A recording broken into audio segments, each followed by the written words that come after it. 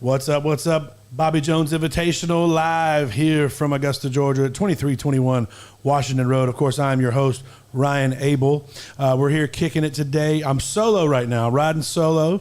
My boy ZT, who's normally with me this week, got tickets. He's on the course right now. He's dialing in the information, going to try and get us some on-site info to bring back here tomorrow. Let's get a quick rundown of where we are. Number one, Tiger's on 5 right now. He's falling apart. He's bogeyed 3 of the first 4 holes. Number 2, Sungjae Im finished with a 74, so he gave 2 back. The lead is now 3 under, and there are up to 5 to 6 players that are tied, Scotty Scheffler being one of them. Dustin Johnson's in a group that's at 2 under, so we have a whole bunch of tight golf going on, and at the end of the day, some of your leaders haven't even teed off. They're just now playing the first or second hole. So we have exciting moments. The wind is blowing over there at the Augusta National, and we're just going to jump right in. We're going to get to showing what they're showing us. So are we going to jump to the thing? Okay. So with all that being said, we're in the process. Rory's not happy with what he just yanked on 15. He's deep left. He's gonna have issues. He's gonna have to lay up there, it looks like. But we're in the process of switching over to the actual TV programming on the 4-letter network. So, but we're gonna have some guests in here today. We're gonna be, again, of course, always thanking today. Again, I think Augusta Hemp Company is the hospitality sponsor.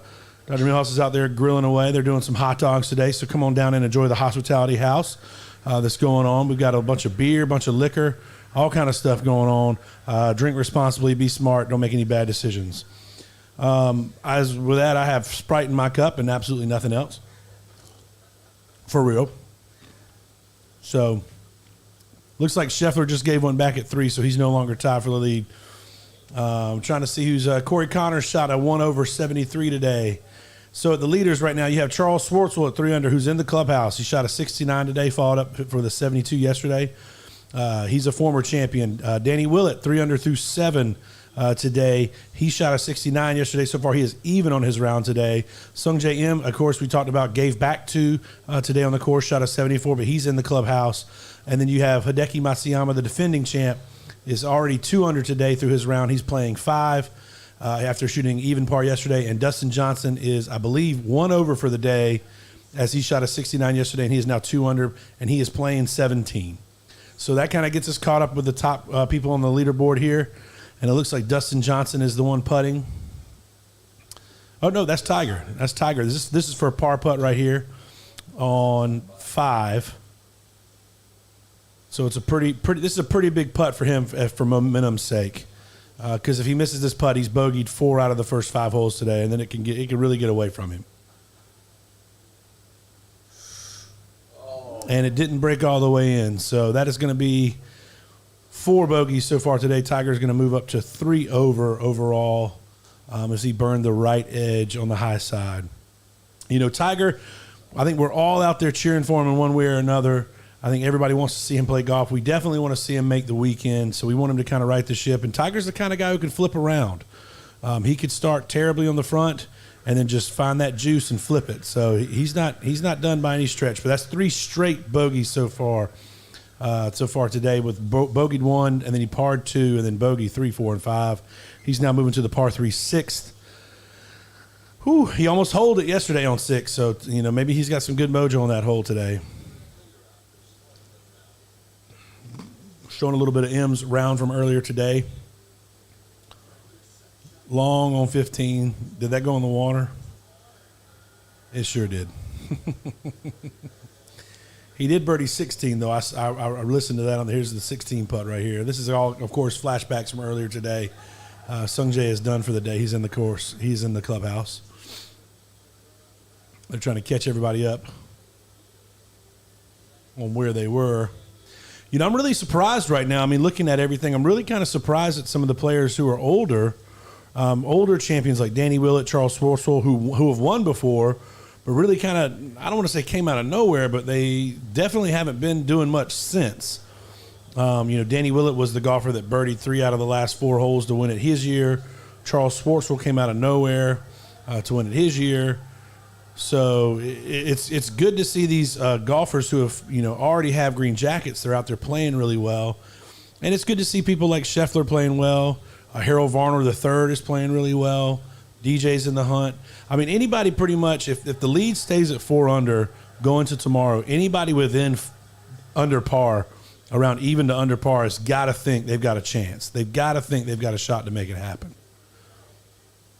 Let's see where Varner ended up. He's on. They're showing his flashback on 16 right now. It's going to roll back down.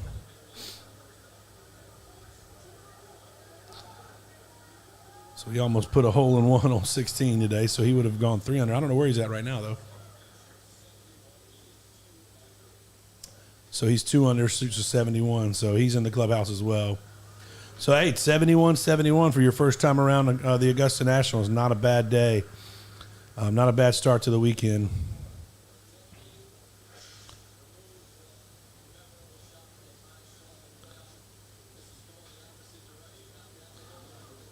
And look at that. Look at that wind.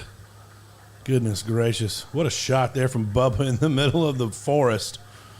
Puts it to about 2 feet on 18. This had to have been from earlier today, too, because Bubba's finished for the day as well. David, check and see where the projected cut line is right now. You can go to themword.com, and it'll tell you what the projected – oh, nope, they just showed it. There you go. It's perfect. Projected cut 4 over. Thank you, 4-letter network. You heard me.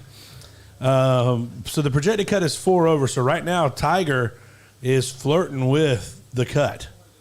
You know, he can't give too many more back if he wants to make it. And honestly, I think with the back nine coming, the easier holes, that's that tough stretch on the front. 3, 4, 5, and 3 and 4 and 5 and 6 are really tough on the front. A lot of people don't know those holes as well because they're, TV coverage didn't come on that early back in the day, so they're used to seeing the back nine. They don't know the front nine as well. So Cam Smith right now is 2 under through 5. He's playing 6. So he's given 2 back as well. Joaquin Neiman is 2 under through 5, so he's given 1 back. But again, hey, listen, they're 1 shot off the lead right now. The lead is 3 under.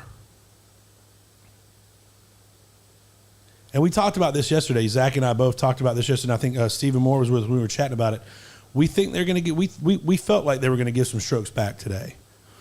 You might have 1 or 2 players who will go low, like Charles Schwartzel. You know, he shot a 69, and that's got him in the contention right away.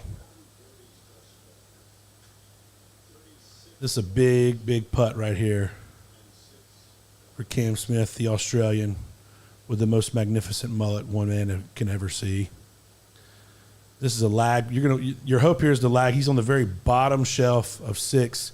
6 is a very big green. It's got a top shelf up at the top. He's going to have to really give this a hit to get it up there to give it a run here. Your goal here is to get it within 2 to 3 feet. Give yourself a safe tap in.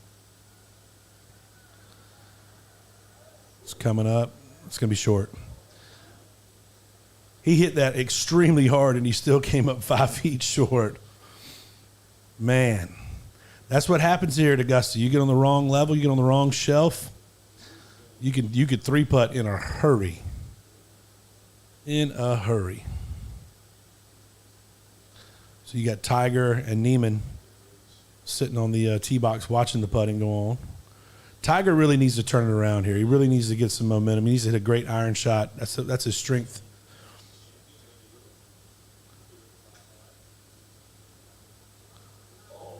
Ooh. I don't know what happened to Willett, but he was ending up over there in the muck for his 3rd shot. So he's now got to try and get up and down from there to save par on 8.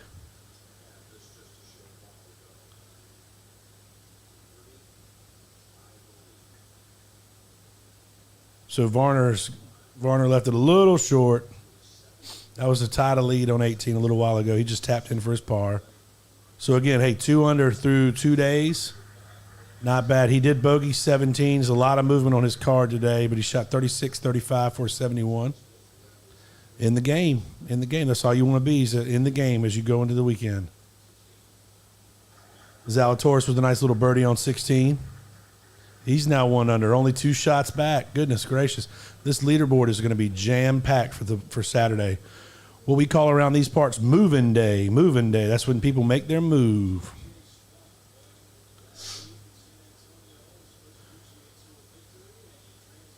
J.J. Spawn dropping a deep putt on 15. No, excuse me, on 14. He's 3 under. or he's even now. He got a 3 on that hole for a birdie. J.J. Spahn, of course, won last week in Texas. Packed his bag Sunday probably from there. Had no idea that he was going to be here this week. Goes out and wins the tournament. Here comes Danny playing a little chip up. Pretty good leave right there. That should be a pretty safe par putt on 8. Move on to 9 for him. You know, Danny Willett is an Englishman. He was I actually had a chance to meet a couple of his friends when he was here that year. I was there that day when he came back and won. And everybody was kind of like, who the hell is Willett? Nobody knew who he was. And he came out of nowhere and took the title.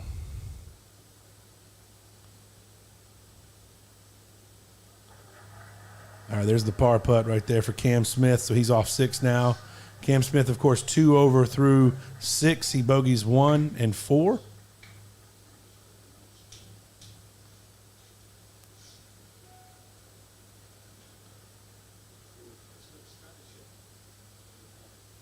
So much golf left today, and it's just going to be tougher. The wind's just going to blow more and more and more. Scheffler with a birdie putt on 4. Left it about 2 feet short. He'll just clean that up. And Scheffler's 1 stroke off the lead here. Everybody, Spieth is 2 under. Or no, that's Smith. I was about to say, what? Spieth, he must have caught fire.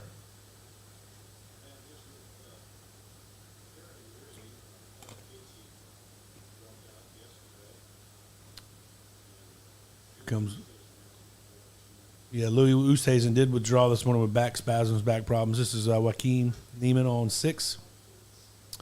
Playing to the center of the green, playing a little cut. See where it ends up.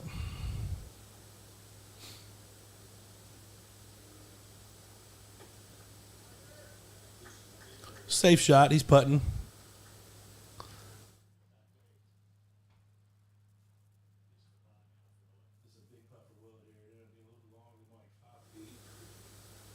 Right in the center, though. No problem for Danny Willett. So, again, even through 8 today for his round. He did bogey 7, which is a sneaky little hole, but he birdied 2 earlier. So, here's Tiger Woods on the 6th here. Par 3, playing 193 today. He's 3 over. He did make a birdie yesterday. He's going right at it. He's hitting a little punch, keeping it low. If it stays, yeah, it's gonna roll back. Pretty much the exact same shot that Cam Smith hit on the hole. He's gonna have almost the exact same putt. He's on the bottom tier. He didn't fly into flat in about another 5 yards, and it would have been perfect. And that's the kind of control these guys typically have. You know, they're not talking round numbers like, you know, regular golfers like us. You know, they're not saying, I'm 175, oh, well, I hope I hit this club. Like, you know, they know what they hit 172, 174, 176. They know the value, you know. Look at that leaderboard. 1, 2, 3. Whew. Man, 15 players are 1 under or better. 1 under or better right now. Corey Connors, Morikawa, Krokak, and then my favorite word to say, Gooch. All 1 under. Can we take a quick break right here? Just play our first little sponsor. We got to pay some of the bills. We're going to take some, while they're taking a little break, talking to Curtis Strange, we'll take a little break. And we'll hear about some of the guys and people that have sponsored us this week. This is the Bobby Jones Invitational. This is Ryan Abel. Just pick anyone you want, Charles. You beautiful son of a bitch. You vegan. We'll be right back. Bobby Jones Invitational. We'll be back. For over 30 years and 2 generations, Powell & Associates has been here to make you and your family comfortable with buying a home. By embracing the challenges of today, it is our goal to make sure that you are a part of the experience, even when you can't be. We know that life can be complicated. Buying a home shouldn't be. Powell & Associates, combining the traditions of the past with the innovations of the future.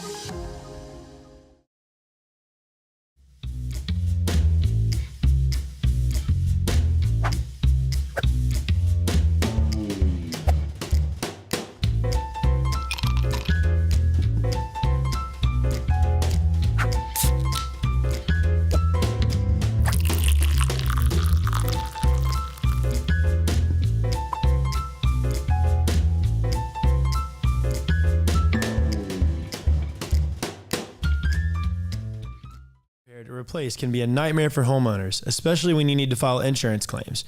When your roof needs repairs due to damage from severe weather or old age, you want to make sure that your roofing team can help make the repair process simple and easy. What if you had a contractor that worked with you to ensure that you get your roof repaired or replaced as quickly and painlessly as possible? The team at Gun Roofing makes the claims and repair process simple for homeowners by offering free inspections, lightning fast quotes, and quality craftsmanship that will last for years to come.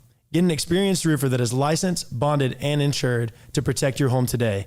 Call Gun Roofing at 706-962-7026. Again, that is 706-962-7026 to get your free roof inspection and get your roof done with Gun.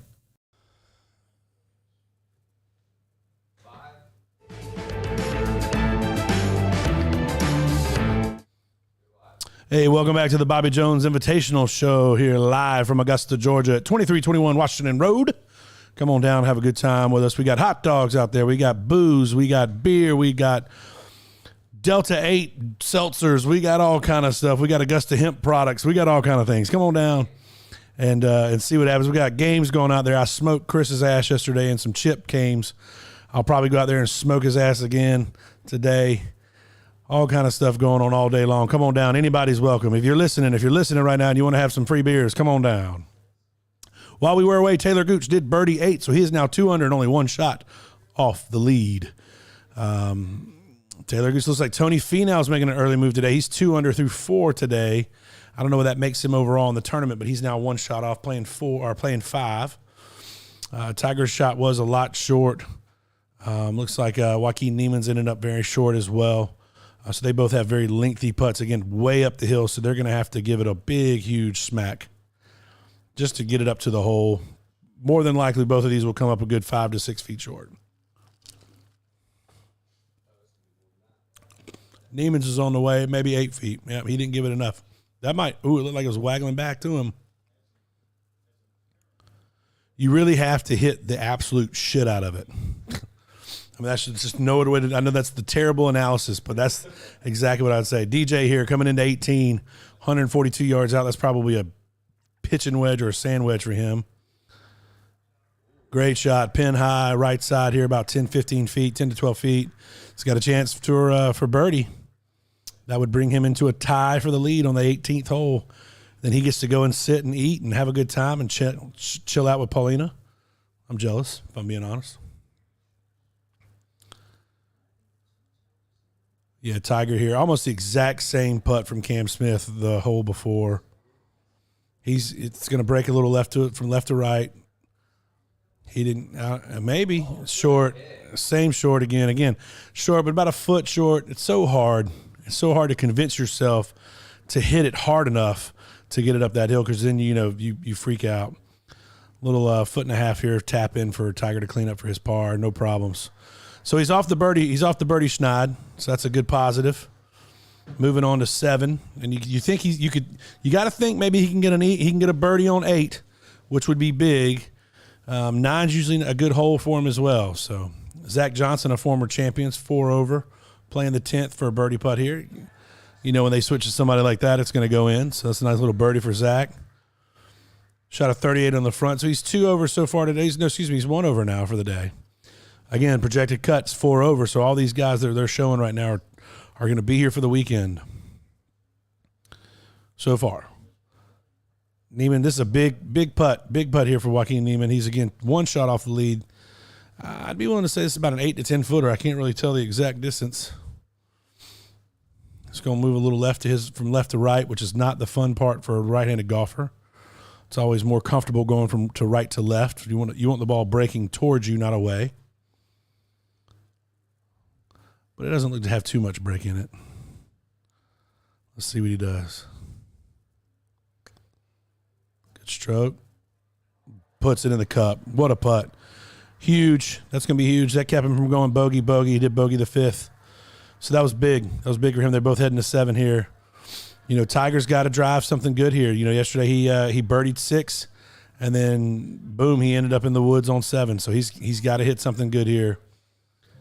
See if he can't get some momentum going. They're flipping back. They're talking to Harold Varner III today. Again, Harold Varner III's 2 under through his round today, through 2 rounds. Great round for him today. I'm interested to see how the wind continues to affect people. Is it going to blow more? Is it going to be more dangerous? Is it going to cause more problems? You would have to think so, especially when you get to some of the more open parts of the course on the backside.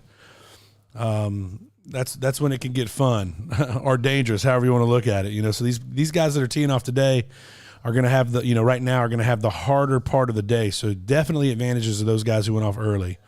And Schwartzel, some of the other guys, Varner, they took advantage of it. They got a good score in the red, got out of there. Now that they get to go hang out and have a good day. Scott Van Pelt, Maryland, crab cakes and football. This little Wedding Crashers quote.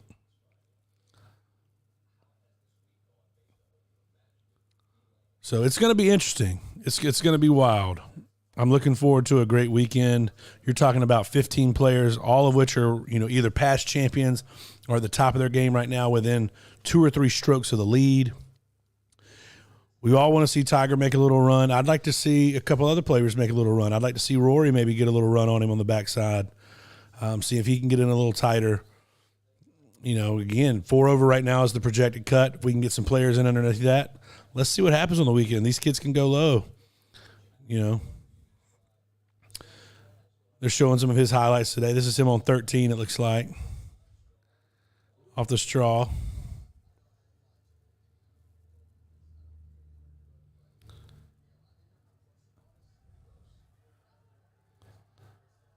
Pretty good shot.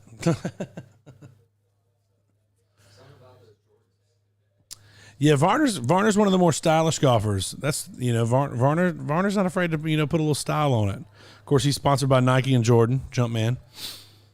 So he has no shortage of badass looking gear he could grab. Want to see what he can do. It'll be interesting to see what he can do on this weekend. Can he take advantage? I was on the way in here today, on the way to the podcast, I heard somebody talking about how he really feels like he can win. He said, I love this golf course. I can win here. Maybe not this year, but in the future, it really sets up to his game, he says. So he's confident. That's half the battle, the mental game, being confident, being tight, being focused.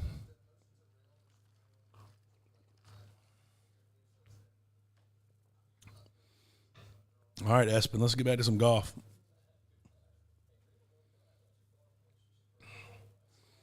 I can't wait until CBS takes over. Their coverage is way better.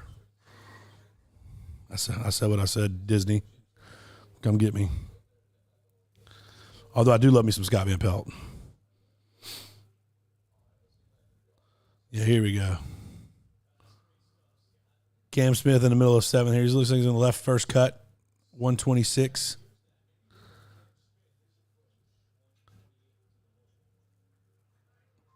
Sit right there. Great shot. About 10 feet, a little above pin. A little above the pin, but he's in good shape.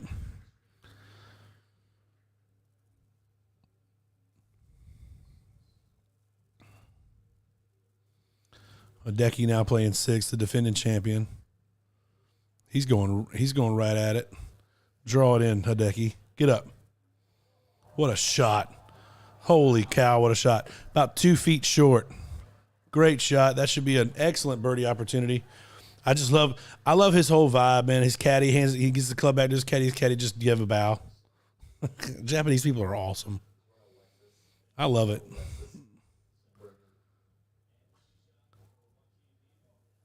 That's good. It's gonna be fine. He might be in the first cut, similar to where Cam Smith was, but he just bombed that ball. Played a little right to left draw off the tee. I didn't see where Tiger went. Oh, okay, here we go. There's Tiger right here. Let's see what Tiger's doing here. He missed the fairway here yesterday, but he still saved par. We really need the driver to get going for Tiger if he's going to make any kind of moves. There you go. There's that fade. There's that left to right fairway finder. He's fine. I should be right in the middle of the fairway. That's exactly where you want to be. Great shot by Tiger. When Tiger is finding fairways and he gives himself a chance with those irons, he could be deadly. He could honestly be. I mean, we've seen it for 3 decades. Dustin Johnson's for birdie in the co-lead here. burns the left side. He just must have pulled it there. His speed control hasn't been great. The last 2 or 3 putts I've seen, he's burned it about 3 or 4 feet past. He's playing aggressively, though. Rory's on 16. You want to see, let's get a birdie here, Rory. Let's get safe to get the weekend here. Great shot. Threw it to about 6 to 8 feet, maybe about 6 feet, looks like. Good shot for Rory. Of course, he's 3 over, so he's still 1 ahead of the cut, but he's still a good 6 shots back. You think if Rory can maybe get to 1 over, he's got a chance to maybe make a run on Saturday, make a move. Again, today is all about, even for the guys in the bottom, if I can get to these numbers, if I can get to win 3, get to within 4, you got to think they've got a shot. If Tiger can find a way to get it back down to 1 over, 2 over, somewhere in there, and then just, rekindle the magic, shoot a 67, he's going to be right there on Sunday.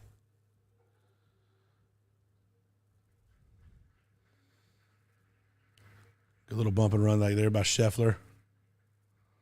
On the 5th, he'll be hitting his par. Gooch has got a really weird branch hanging way low in his face. He's just chipping it forward, just pitching it forward. He's up on 9. He's trying to go up into the bunker, and he did just that.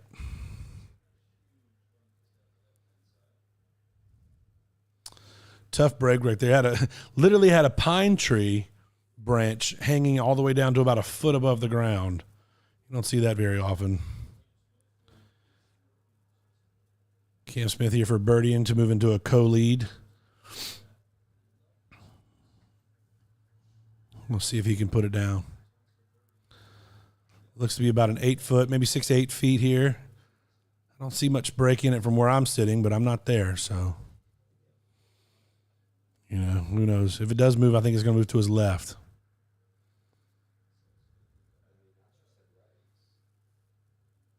Definitely move to the left. Yeah, I know those greens, baby. Just not enough speed.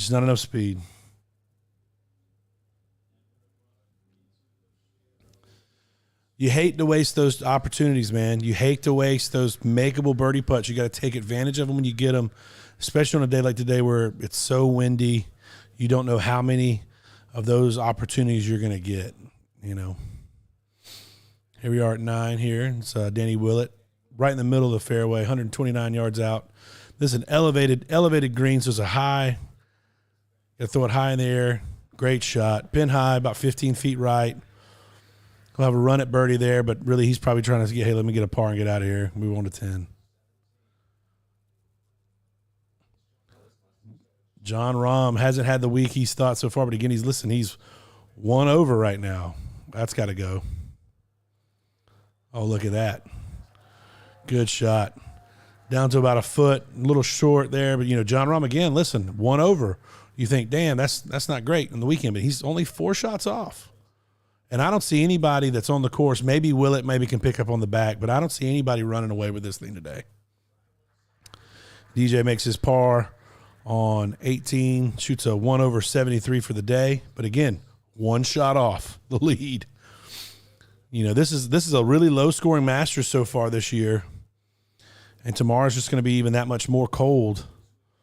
There is a chill in the air. It kind of feels like a little fall snap to me. It's not cold, but it's cooler, I guess would be the way to say it. Not a lot of humidity today. Ball's not going to fly as far. Backing off for the wind. Neiman's on 7 here. He's just on the fairway. They're checking the wind here. Again, this hole guarded by bunkers all across the front and 2 on the back. He's in between clubs. This could be dangerous. You got to commit to your number. You got to commit to your shot. He doesn't like it. I wonder what two clubs he's going with. You're thinking he's definitely got a wedge in his hand. It looks like he's settled on the wedge.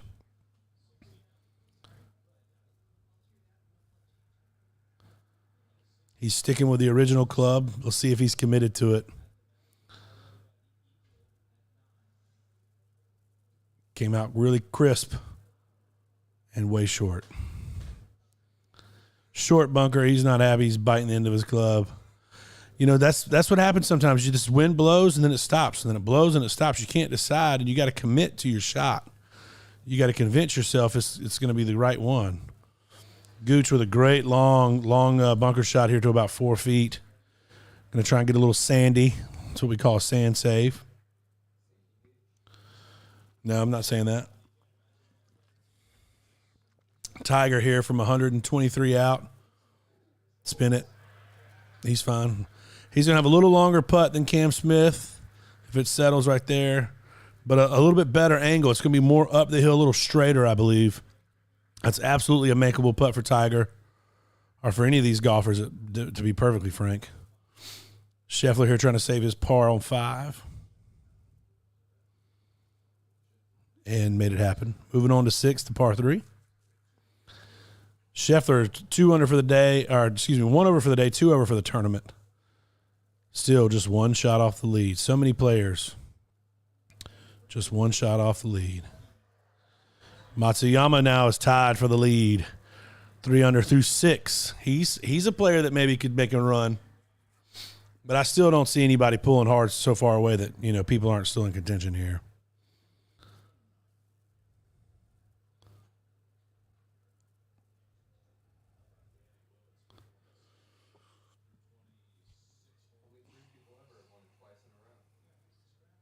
Only 3 people ever have won this tournament twice in a row. Let me see if I mean, Tiger's won, Nicklaus has won, and Faldo. Bam. Easy peasy. Bam, bam. Bang, bang.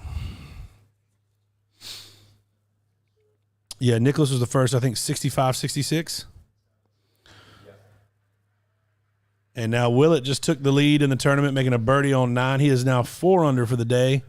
1 under for the day, 4 under for the tournament. Moving to 10. We got Brooks here in the bunker on 16. He's throwing it up, hoping it'll come back down the ridge. Great shot. Here it comes. That's knowledge of the course right there. There you go.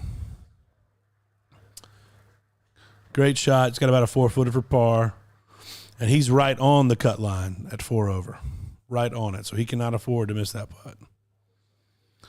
Gooch cleans his par up on 9. He's ready to go. Had to get out of a little trouble. Shot a 2 under so far for the day, 2 under for the tournament. So a good front 9 there, a 34 on the front.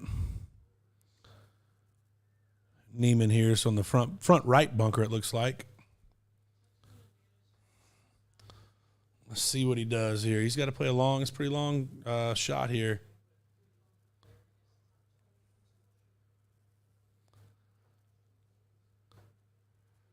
Throws it up in the air, gets it way up there. Oh, my sweet Jesus, he almost holed it.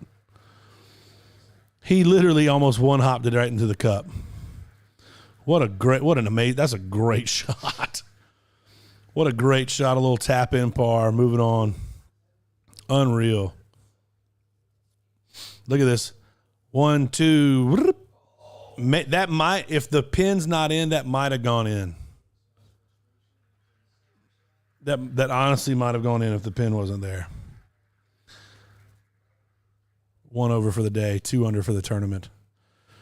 Tiger's walking around this putt here. This is a big putt for Tiger. It'd be really great if he could steal one back. After this putt, we're going to go to a break, but I want to watch this putt, and then we'll get our doc up here. Dr. Millhouse from Augusta Hemp Company. We talked about having some giveaways today. I don't know if that's what we're doing, but I know we talked about it yesterday.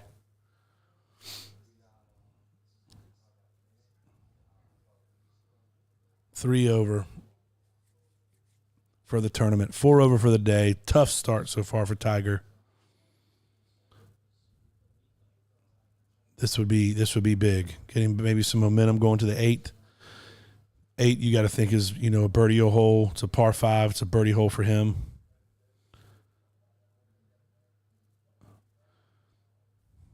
Here comes the putt. Again, about 20 feet. 18, 20 feet. It's on the way. Turn in. Oh, just burn the right edge. Little too much speed. Actually, a lot of too much speed for that line. He's blown it by a good 4 or 5 feet. So he still has a little work to do on the comeback here to try and save himself the par. Man. McIlroy does birdie 16, so that gets Rory down to only 2 over. Tiger missed. And that's what, man, he's Rory started the back 9 bogey double, so that was pretty tough. So Zalatoris is in trouble on 18. But, hey, we're going to take a quick break here with the Bobby Jones Invitational. We'll be right back with Dr. Millhouse, talk about Augusta Hemp Company, and just have him sit down and talk about some of his memories at the Augusta National course. Ryan Abel here. We'll see you guys soon.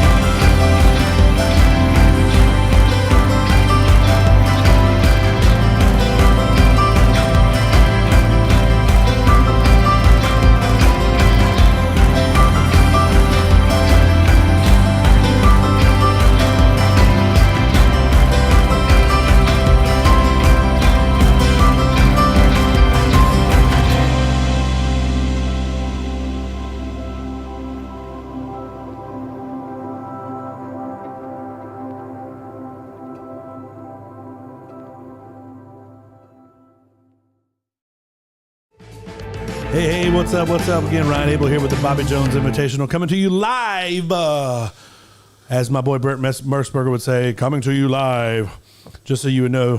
Sue me if you want, Brett. But coming to you live from 2321 Washington Road here at this man's house. This is his spot. This is his location. That's right. This is our host for the week, and also a major part of the Augusta Hemp Company that gave us some Bad to the Bones Boston Butts yesterday. So we appreciate that so much. This is Dr. Robert Millhouse. Hey, bud. How you doing? Oh, man, doing great. So thank you so much for allowing us to be here. Why don't you tell us a little bit about who you are, Yes. your relation to the tournament, if you have any good stories or what's going on. I mean, growing up here, you should. Yes. Born and raised here in Augusta, Georgia, and look forward every year to getting to see Golf Week. And we love it. We've been here now, been in this building as a chiropractic clinic since 1971. So we've seen a lot of traffic go by going into the gates just right here. So back in the day, did you do parking here and stuff before they gave the free parking? Yeah, so we would let patients park here and walk back before they started having parking over there where they demolished Berkman Road, all that area. Yeah. And we would just let that select few there, and then occasionally we'd give them a ride to the front gate, drop them off. And cool. So it's been a lot of great memories. And this year, I actually got to take the youngest of my two kids for her first trip to the National. To the tournament, nice. And she got to go see the girls play great. Saturday. So the Anwa. Oh, awesome. Man, she absolutely loved it. So it was fun. It was her first time, and she was excited because she got to walk the entire course with me for a couple hours there. It was absolutely beautiful. So yeah, the course is in great shape this year. I was out there Wednesday. Azaleas are out, looking good. Everything's looking great. That's the part we look forward to is it's that gamble. Are the azaleas still alive? Right. Well, I've heard they pack ice on them to try and keep. We heard that. Yeah, I've heard that, but I don't know. The manufacturer puts bags of ice out there, and oh man, there's so many mysteries as how they do that. Well, so. I know that my sinuses weren't overly overjoyed by them in bloom, but my eyes certainly were. So, Well, let's get to some golf here, man. The former champ's having to play a little sweeping hook here on 7. He got himself in trouble. Going to try and just put it in the bunker. That's a safe play there. Hideki Matsuyama, of course, who is 1 off the lead now. Danny Willett birdied 9. So what are some of your favorite moments? Like, have you ever been there on a Sunday or anything like that? Yes. Became a Tiger Woods fan when I was working there. I forget what year it was. It was the year he first won. I just can't remember right now. 97. Thank you. I was working concessions. Okay. And I kept noticing this guy had a bigger and bigger crowd from the first day all the way through. Right. And made my way through the big wall of patrons and managed to get over there. And I saw the infamous the uppercut, whatever you call that Tiger moment. Yeah.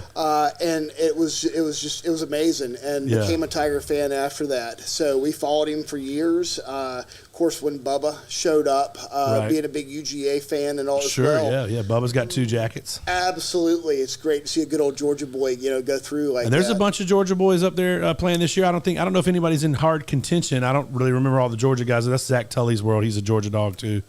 He's an alum. So this looks to be a Cam here on 8. Cam Smith giving it a ride, trying to just leave it short there. He's going to try and run it up just about 1 step from the front of the green. So he'll have that for Eagle. Good. Try and chip his way up there and have a nice little birdie putt, try and get back to 3 under for him. He's definitely got the best haircut for the job. His mullet is heaven sent. I think Sampson would be jealous of his hair. He should lose it. Yeah, he should definitely. Good shot for Zalatoris there. He was in deep trouble on 18 in the woods. Got himself out. He did not have about an 8-footer for par. Try and get out of here for the day. 1 under for the tournament. Again, just 3 off the lead. Wow. Joaquin Niemann now on the tee for 8. On this hole, you want to stay away from that bunker on the right side. Great drive.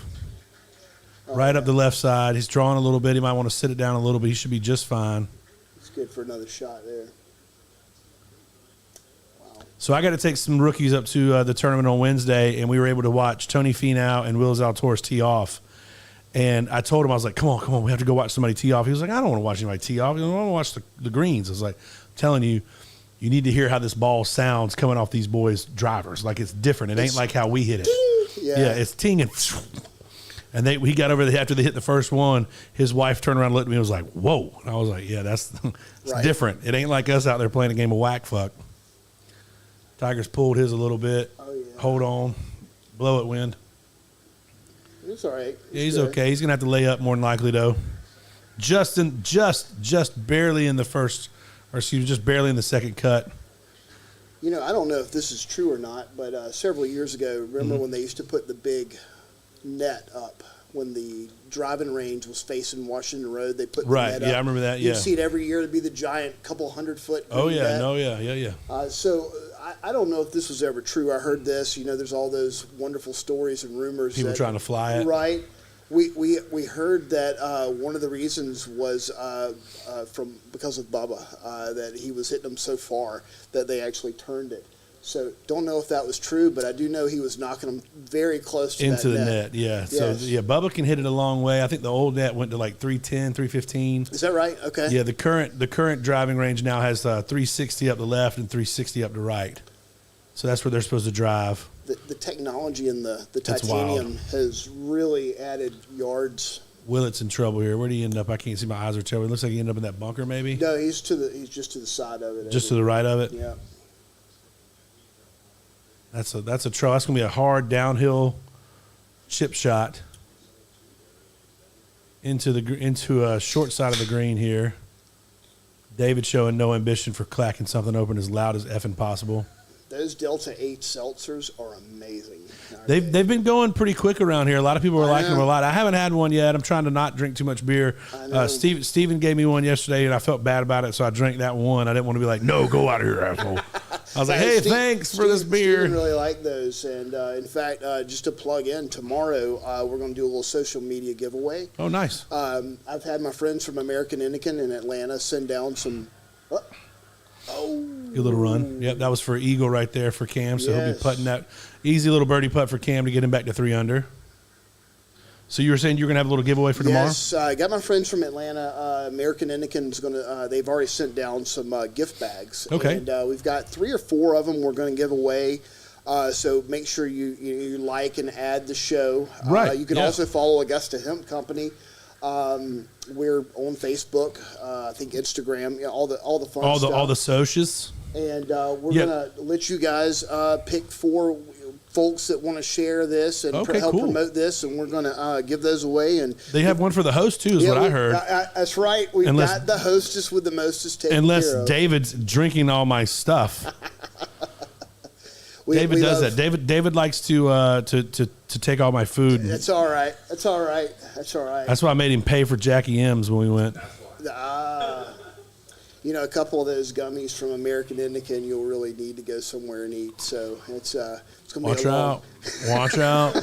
Zalatoris does save his par on 18 there. So he finished 1 under, even for today, but 1 under for the tournament. Again, just 3 shots off of the lead, and that's going to probably get better because Willett's in some trouble. It would be pretty magical for him to get up and down and save par. There's a Georgia Bulldog, Swafford. Oh, I didn't know that. He didn't like it. He does not look fine. That's all right, though. It's on the backside. You got plenty of room to play a little. He can get it up and down from there for birdie. I don't think he liked what happened there, though. No, you see him throw his hands up. It's like, his club broke. The head of his club is gone. Look at this. It's gone. It flies off to the left. You see it fly. He doesn't have whatever that iron is. He does not have it anymore. No, he has to finish this round and then he can get it fixed.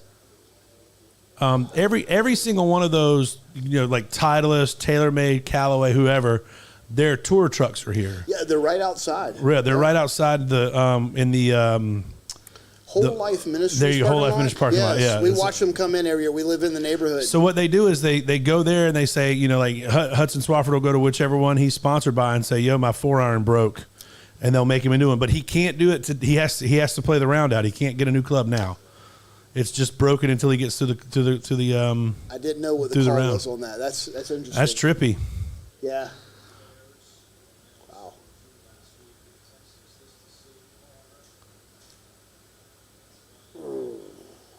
Matsuyama gives one right back on 7, above the hole, out of the sand. So Hill's going to drop back to 2 under. But again, he has plenty of golf left to play. He was playing really well going into that. Now he'll be fine. It wasn't a bad shot. It was a tough little downhill, tricky little putt. That looks like Bryson. Weird little setup.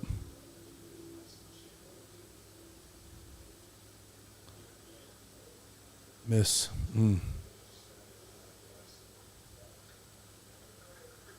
Bryson does not look happy, and that would be why. 4 over so far on the round, 8 over for the tournament. Not looking like he's going to catch the weekend unless he just gets on fire on the back. So, Robert, Doc, why don't you tell me some stuff about the Augusta Hemp Company? Like, what's going on with that with you? How'd you get started with that? You tell us a little bit of a story about that and how that went all through. Sure.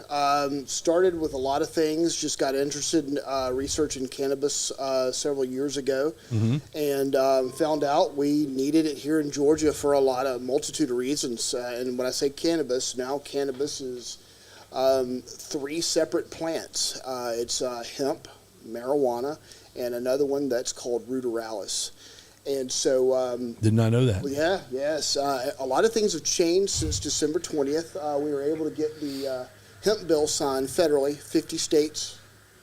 And we got hemp legal in all 50 states. And I became the first advisor to the University of Georgia to help us get the program going and up and growing. And it was great because there was a lot of folks that started kind of friends and family, patients all new. Right.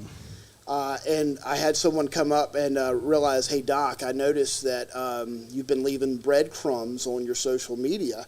And somewhere in 2019, they saw the hashtag change from Make Georgia Grow Again to Made Georgia Grow Again. So it was just kind of my little secret way of letting all those friends and family know that we had indeed accomplished that. And Nice. just recently, I know you've probably seen the other logo around here. That's the State of Georgia with a yes, it's red and black there. Of course, that was well, for obvious reasons at the university. But the great part about it is we completed those field trials, got everything done and satisfied. I say we. It was a lot more work of the professors that were on board up there. Right. But the gist of it is, after completing everything, we were able to go on through and get marijuana completed for Georgia. Okay. So crediting that wonderful project and helping out, doing the legislation, the law enforcement side of everything, the science, chemistry.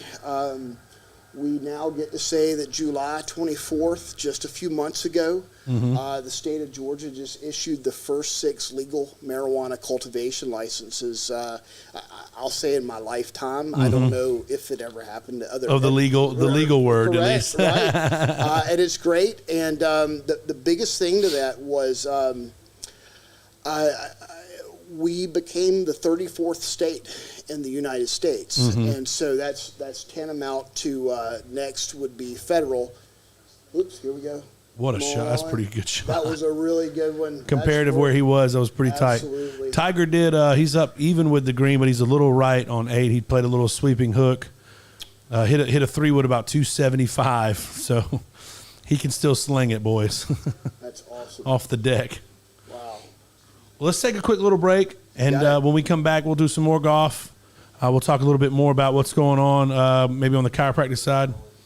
And Mary Liz Nolan's going to be back with us. When's Mary Liz coming on? 4:15? Ooh. Okay, well, she'll come on when I say she'll come on. That's right. This ain't her show. This is your show. Ryan. No, that's not me. It has nothing to do with me. I'm not in charge. But hey, Mary Liz Nolan is coming on. I'm really excited about that. So we'll be back. This is Dr. Robert Millhouse. Yes, sir. Owner of Augusta Hemp and the chiropractor. Give him a call if you ever need anything. 2321 Washington Road. He'll take good care of you guys. Appreciate you, man. Thanks for your hospitality. Brother, thanks for letting me come on. Yeah, man. Hey, Bobby Jones Invitation. We'll be right back. Wow.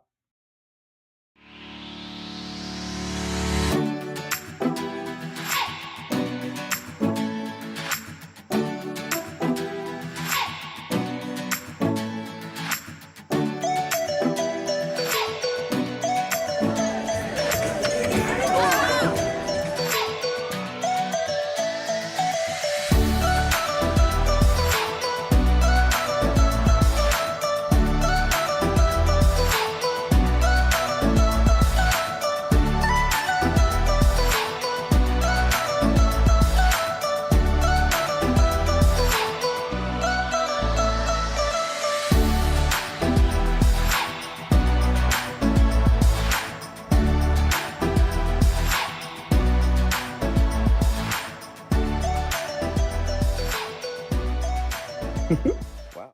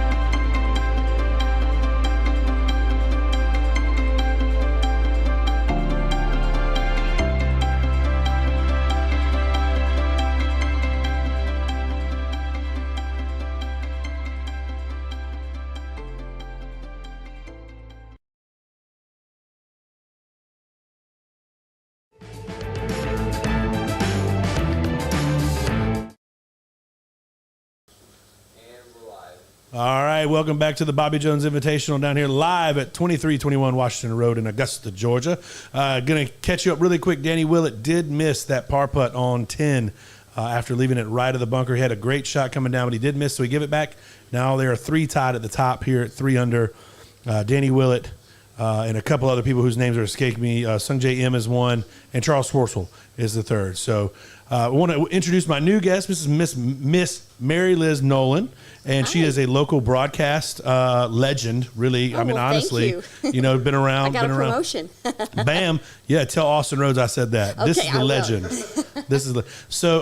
Tell us a little bit about you. I know you're on AM 580, and what's the call letters for AM 580? 580 is WGAC. WGAC Yes. Augusta. So, and you're on the morning show. I am. So I am. Give us a little bit about your history with the network or with the station. I'll start with kind of a funny story. Okay, hit me. I was with another group here in town, and They who shall not be named. they who shall. In my previous life, when I worked for another station, I understand.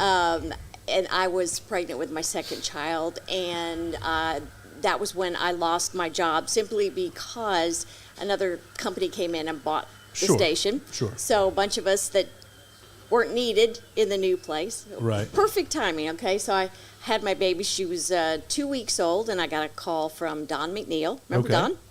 So I'd worked with Don many years at another station, and he called and said, I need help. Somebody just quit. Won't be here even tomorrow. We didn't even get 2 weeks notice. Not even a notice, man. Not a notice.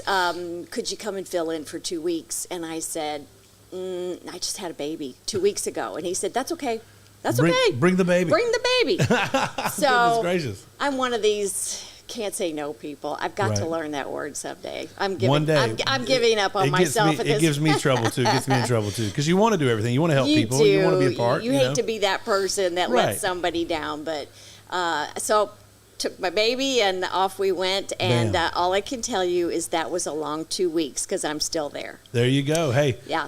who knew? No, 2 they weeks- did. They knew. They knew once I got in there, And I who's wouldn't leave. it's a team, right? It's not just you on the morning show. Who else is with Correct. So my other partner is John Patrick, you? Okay. who I did work with in the previous life. Right. So we've circled back and we're back together All the way again. back around. Yes. And then we have a new partner. His name is Chris Michaels. Okay, great. So, and you guys are on AM 580 from what time to what time? Every We go on at weekday? 5:30 and we go off at 8:45. Ooh, And sweet then- moon to Jesus. 5:30 in the morning. Yeah, it's hard to look good at. What's radio? You're good, and I'm sure you look great anyways. Regardless, you just figure it out. I would just see that's the benefit for guys. Which is like, oh, it's 5:15. Roll out of bed, yeah. Roll out of bed, throw my, maybe brush my teeth, put my hat on, ready to go. You know, the nice thing when COVID hit, and there was nothing nice about COVID, but there were just a few of us considered essential personnel. Right. Everybody else got to work from home. So I don't know if you know this, we have several radio stations in our building. Yeah, I've been Yeah. to your building many times. Yeah, so Kicks 99, our sister station's down the hall, and HD 98.3, and I was doing news for all 3 stations at the time. Oh, really? And Wow. so anyway, some of us were not allowed to work from home. So what was nice for about 6 months, literally, you could roll out of bed. Yeah, and because you don't have go. to worry about being presentable. I mean, even the staff wasn't there. Just a few of us that were on Right, the air. probably- Everybody else was doing their thing from at home. Even the engineer was music, probably there, that's the about music it. disc jockeys could do their stuff from home. Wow. So yeah, Trippy. like I said, just a few. So I kept threatening to come into my jammies, but I didn't want to scare Oh, the you guys. should have done so. it. I would have been in. Well, Tiger hit a great shot here on 8, so it looks like he's going to have a little birdie putt to get one back, which is he absolutely needed. He's 4 over on the day. Tiger's struggling a little bit. So tell me some of your stories. Do you go by Mary Liz? Yes. Okay, so tell me Yes. some of your favorite stories about the tournament, Mary Liz. I'm sure you've been countless times as media and other things, or just maybe on your own just to go. What are some of your favorite memories? I miss going like I used to be able to. Back in Right. the good old days when I first moved here, if you were in media, you could get a press pass. Pretty easy, yeah. Those days are long gone. Right. You have to be working media now, and even at that, the stations are allowed just so many people per station. So really they have to be really delicate about how You've they got to be out select. there covering it and in the press building all day. Mm. So those days are long gone. So I have to beg, borrow, and steal like everybody else to try and get out there. So. I hear you. Well, Tiger did make the birdie putt on 8, so he's got it back to 2 under, puts a little cushion between him and the cut line, which is at 4. Who are you cheering for this year? Do you have any favorites? Tiger? Tiger. Right, you I love know, Tiger. I want him to do it every year. We were talking about this on the air this morning, and I said, I think the question posed to me was, do you think the big story about Tiger was when he won a couple years ago after, in 2019? In 2019. Or do you think the story is Tiger now? And I said, to me, there's nobody that could pull off what Tiger's pulling right now. Oh, man. I mean, yeah. to be able to play? 46 we went from 14 months ago to he could have lost his leg. Right. They were legitimately talking about amputation. Yes, and below the knee. And then would he ever even play again? Right. Let alone would he be contending in the Masters? Yeah, so able to play quality golf in a major tournament. I think this just speaks volumes about the determination. He is just a cut above any athlete. I think it's his focus. He's so competitive, and his drive is just insane. It is. Big tee shot here on 9 for him. Let's see if he can put it in play. He piped it right down the middle. He's walking after it. And He just birdied, so he's 2 over now. So again, we're talking the leader's 3. He's just 5 strokes off. That's not insurmountable. doable. It's not It is insurmountable. doable. I mean, it's Yes. early here. He needs to get it going a little bit. He needs to take advantage of the par 5s like he did on 8. Mm-hmm. If he can take advantage of the par 5s on the back and then just mitigating the big mistakes, he'll be right there going into the weekend. I would love to know how he felt when he got up this morning. One of the things when he was here playing a few Right. practice rounds ahead of time, the big thing was to see how do I feel the next day after walking that course. Right. And Tiger has said in all of his interviews, it's not so much the playing golf. He's good. Right. Where it's He can the swing. hills. Yeah. And, even his own home course, he doesn't have the hills to contend with that he Central does Florida here. doesn't have that. Yeah. That's deep right for Joaquin. It's going to be a test of really every physical skill he's got at this point to Right. make it through 4 days of walking 18 holes. Well, in the preparation and making sure that he's stretching properly, that he's in those little decompression sock things that they have Yeah. now. The technology is so crazy for the recovery for these athletes. It's wild. Well, he has said, I ran an interview with him this morning that just said there hasn't been a day since he got out of bed that he hasn't been working toward this. Right. Every day, and his team's been working with him day in and day out. And, Scheffler with if he wins, it'll be Oh, man. phenomenal, and Crazy. it will be so well-deserved. Scheffler with a big birdie there on 7 to bring it back to even for the day. That brings him to 3 under for the tournament. He is now tied for the lead with Schwartzel, Willett, who's on the course playing 11, and Sung J M, who is in the house as well with a 74 today. Other than Tiger, though, you got to have a couple of other players that you got your eye on that you would like to see win. I would love to. If Tiger can't do it, I would love to see Rory. I Rory. mean, he's come close so many times, and this would give him the Grand Slam Right. that he's been looking for. So I guess that would be my second choice. Oh, for somebody Pullman. just chipped in on 10.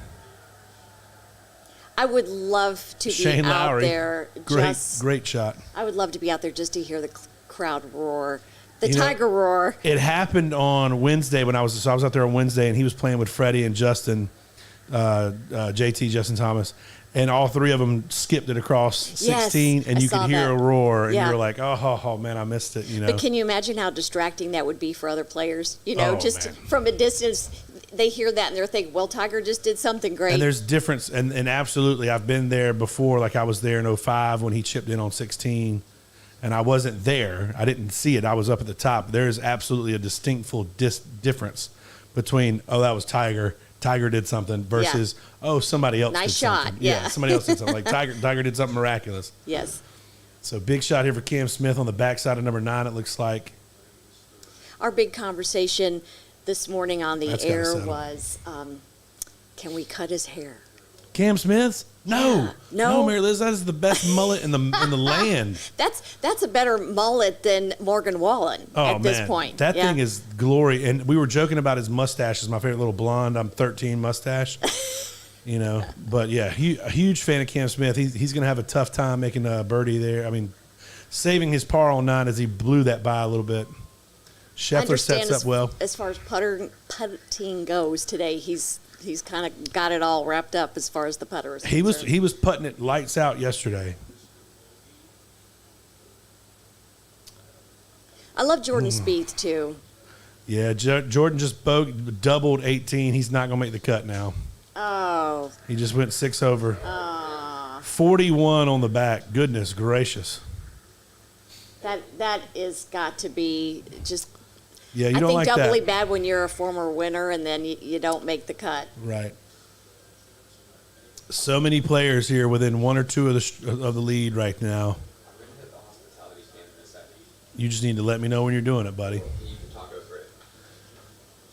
You're talking 17 players are under par so far right now. And the projected cut? It's 4 over. 4 over. Okay. 4 over for now, yep. So it's top 50 and ties. Okay. So we know Jordan's out. Yeah. Unfortunately. Jordan's not looking good with the double there. He needed a par 18 to put it in. Is he finished for the day? Yeah, he just finished. Just Okay. doubled 18. Yeah. Ah, that's a shame. Yeah, he just kind of fell apart on the back. He shot 5 over on the back. Shot a 41. So you were there on par 3 day. Did you see any of that? I was. So I left because I had to do this. I had the show at 3. Okay. So I left at noon, so I didn't get to see any of the par 3. But I'd been there that's before. my favorite. Yeah, par 3 is a great day. But I took 2 noobs out there, and they were both there for the par 3 day. So that was a lot of fun for them, and they had a blast. They sat right there on 9. I said, go. I told them where to sit. I said, sit on 9 because this is where a lot of the kids will take swings, and the wives will do putts and stuff like that. They don't need the players that day. Just give it to the kids. Right? Yeah, just have a good time. Nobody actually wants to win that. So, are we on the hospitality cam? Okay, you just got. Just tell us, man. No, we're still live vocally, Okay. but they're. Okay. So you're taking a little look at the live of the hospitality area. David's out there, probably fixing me a drink. Is what you know what I'm saying? That was a hint. You like that? Hint. Yes. And he took the hint. He did. Yes, he did a good job. Yes. So come on down, 2321 Washington Road. We have an open bar, a lot of good food, and good times going on down here. So come on by, 2321 Washington Road. Cam Davis did bogey 9. No, I'm good. I was absolutely kidding. You made him go out there for nothing. He didn't bring me a Sprite, so I don't feel bad. paybacks. I don't feel bad. He didn't bring me anything.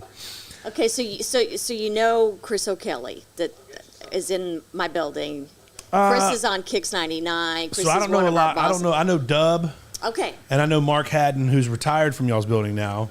Well, he comes back. He comes back every once in a while. And is it Gail Mino? Yes. I love his voice. Oh, I do too. And of course I know Austin. Of course. Because Austin's a fool. So Chris O'Kelly is one of our program directors, and he has made it his mission in the 18 years he and I have worked together. Right. To try and scare me to the point of having a heart attack, or to say a bad word on the air. Oh, well, I've said multiple bad words on the air, Mary Liz. Well, I'm trying not to. Well, this is a podcast, so you can say whatever the hell you want. Oh. Well, thank you. No restrictions, right? No GDF, I guess, but. No. I don't know your life, no. But this is the day, and we can even toast to Chris. Hey, Chris. Now, he got me the best today. Open this morning. What did he do? Yeah, all you got to do is go to Facebook. So I came close to my heart attack today. He opened my studio door and sounded an air horn. I came out of my seat. I think my ear's still ringing. Now, do y'all, and the one that Austin is live in, is that the one y'all are in as well in the mornings? The one that Austin is in, if you look to his right, there's a studio, and that's where I sit. Okay. So we can actually, make faces at each other and. Okay, so you're in the news section. I'm in the news center. Mm-hmm. Okay, cool. Yeah. Yes, that's where I think. That's where Gail sits in the afternoon. Yeah, so I've come on Austin's show a whole bunch to promote concerts or other little happenings that I got going on. Austin's always been so great to me. So. Well, I'm glad, or otherwise I'd have to have a conversation We'd have to with him. give him the nuts. Exactly. Yeah, he listens So to me. his sometimes. wife was. His daughter Christine was here yesterday, hanging out for a little while. Christine good. Rhodes, so it was a Yeah. good time. So great recovery shot there by Joaquin. He's still, fighting it. Tiger's right in the middle of the fairway. Let's see if he can put something close here. Come on, Tiger. Look at that lie, though. His feet are above the ball. I thought he said something great on Tuesday. He said, there's no flat lies except for the tee box in this entire course, and he's so accurate. Are we back live in here, by the way? Yeah. Okay, cool. We've been live. Oh, I assumed. I was just making sure. It's not that much to see out there, I don't think. So, did you see all the talk on social media yesterday? Not only. Oh, God. No. He hates it. Oh, dear. He dropped his club. That's not good. Oh, that's not too horrendous. Oh, we've seen worse. I mean, I would be like, hell yeah, let's go. Yeah. 2-putt and get out of here. Of course, he was trying to turn it over and he couldn't do it. So he blocked it out to the right. He's going to have a little bump and run to get it up to the green. He'll do it. If anybody can, Tiger can do it. Now, the big talk social media wise yesterday was his shirt. Oh, the fact that it didn't have a collar. Was No, that the he talk? loves wearing those mock turtlenecks. Hey, I love no, them the too. color of it. It was Oh, like that. fuchsia? I Fuchsia was awesome. loved it. Yeah, it was great. The comments were mixed. Some were like it was a little bright for the golf course, but most of them were, oh my gosh, where can I get that shirt? Yeah, I mean, Rory had the similar color on too. He That did. was what Yep. was funny to me. He did. You know, the national. I almost said it. The tournament can't say anything because some of the designs they had this year on their shirts. I mean, they have like pimento cheese. Yes. They have like a little golf cart, little buggy things, and then they have the one that I did all like. the holes. I did like the one with the course layout. Yes. I wanted that one, but of course, they don't believe in fat people, and none of them were in 4X. I'm gonna write a letter. Be like, hey, listen, all this money you guys make, you can't make a 4X. What the hell's wrong with you guys? Especially after they want you to eat the pimento cheese and the egg salad. Right. Then Which, they- of course, you know. I took the pimento cheese off and put it on my fried chicken sandwich and ate that because Because who does it? that's how I do it. When I was out there the other day, all I wanted was a peach ice cream sandwich, and of course, no peach ice cream Oh, my sandwiches. Lanta. Matsuyama just missed about a 5-footer birdie on 8. Would have put him back in the lead, so he pars. He's got to be upset with that. Yeah. He is. I met somebody this past week when I was doing the party, a little private party. He is like a god in Japan. In Japan, yes. It is wild. And the young Japanese amateurs played exceptionally well yesterday. I don't know where he's at now. Why don't you look him up? David, see where he is yesterday. I think he shot even yesterday, or like really close to even. No, the amateur. I can't remember his name. Yeah. That's got to sit down. That's got to sit down. He's +7. Oh, he's blowing up today. Okay. Do we have any amateurs that are looking I like don't know they're that going to make anyone. the cut? He was the only one that looked close. Greaser was. +6. So it doesn't look like any of them are going to make the cut. Yeah, the next closest one is Kiat, who's +8. But Yeah. he's through 8, so he has a chance. It usually doesn't bode well though. No, probably not. When I was That's gotta on my settle. way here, the number of people just walking down Washington Road right Oh now yeah, is it's crazy. unbelievable. I love the full crowds back. I love the vibe. You know, you're hearing the roars, you're hearing the excitement. Yeah. It's the way it's supposed to be. You know, 2020 was so dreadful in the fall. It was was. cool. It was unique. We'll never have another fall Let's hope tournament. not. You know, because then it would be for the wrong reasons. right? You Yes. know, and so but last year with like the reduced crowds just wasn't nearly as cool as this year so far. So Scheffler trying to run up a little looks like a little hybrid 3 hybrid. He's going to come up short, pretty much exactly where Tiger was earlier on 8. So he'll try and get up and down for his birdie there. So Matsuyama again 2 under, just missed that birdie putt on 8 that would have tied him with 4 others for the lead. Scotty Scheffler, who's in the lead, he has a chance right now. He's going to have an eagle chip just short. So he looks like he's going to be in good position to maybe take the lead here going into the afternoon, a little deeper in the afternoon. Tiger's left himself about a 6-footer, 5-footer coming back for par. And this is Joaquin Needham for birdie on 9 and a co-lead, even if just for a moment. Dustin Johnson's in. Harold Varner III is in, both at 2 under for the tournament. Taylor Gooch is at 2 under, playing 11, which is a tough hole, as we all know. Let's see what he does here. And I think the oldest person playing this year is Bernhard Langer. He's 64. Was it Bernard or is it Sandy Lyle? One of those How two old had to is be. Sandy? So Sandy, I think Longer might be older than Sandy Lyle. Bernard Longer still can play though, and Sandy Lyle cannot. Sandy Lyle shot like a 86 yesterday.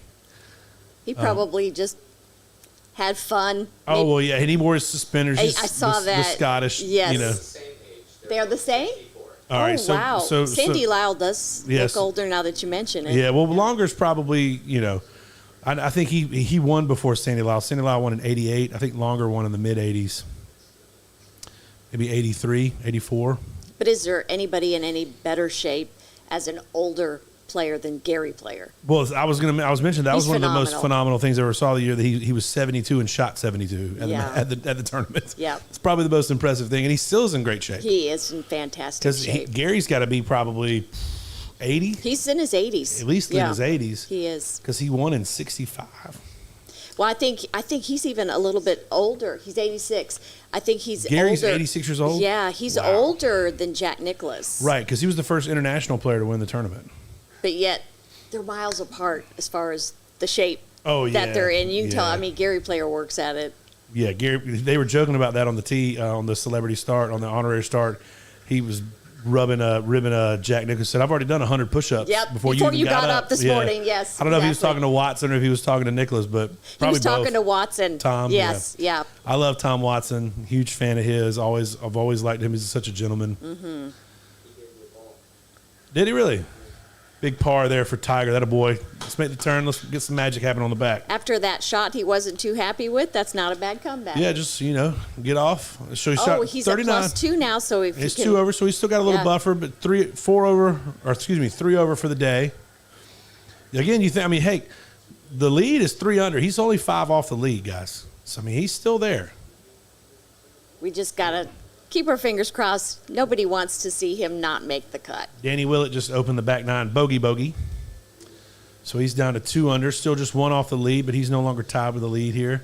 I think Scheffler's probably about to birdie 8, though, that will knock him up to 4 under. But a lot of golf to play, a lot of tough holes left for everybody. 10 and 11 are traditionally monsters. And then you're down in the swirling winds of Amen Corner. That ain't no fun. No. I think it's going to be interesting to see how well Tiger's son Charlie does. And is he going to take it after that and I think make it his whole life like Tiger has? I don't know. That'll be interesting to see, but, he's already there. He can already right down swing to the it. mannerisms. Yeah, he's a carbon. He's like a he's just a little tiger. Yeah, like a little repeat. Mm-hmm. A little clone. Yeah. A little tiger, yeah. So I'm glad to see this part of Tiger's come out later in his life, later in his career, kind of change it up. Because of stark contrast of where he was earlier in his career. He's been humbled a few times. I mean, there's no question about that. And he's been a totally different person ever since. But I heard an interview with him one time. I don't think he plans to push Charlie as much as Earl pushed him, yeah. He was pushed. Right. And maybe that's not the best word to use. Dad clearly had a path for him, and I think he would love to see Charlie do it, but if it's what Charlie wants to do. Right. Yeah.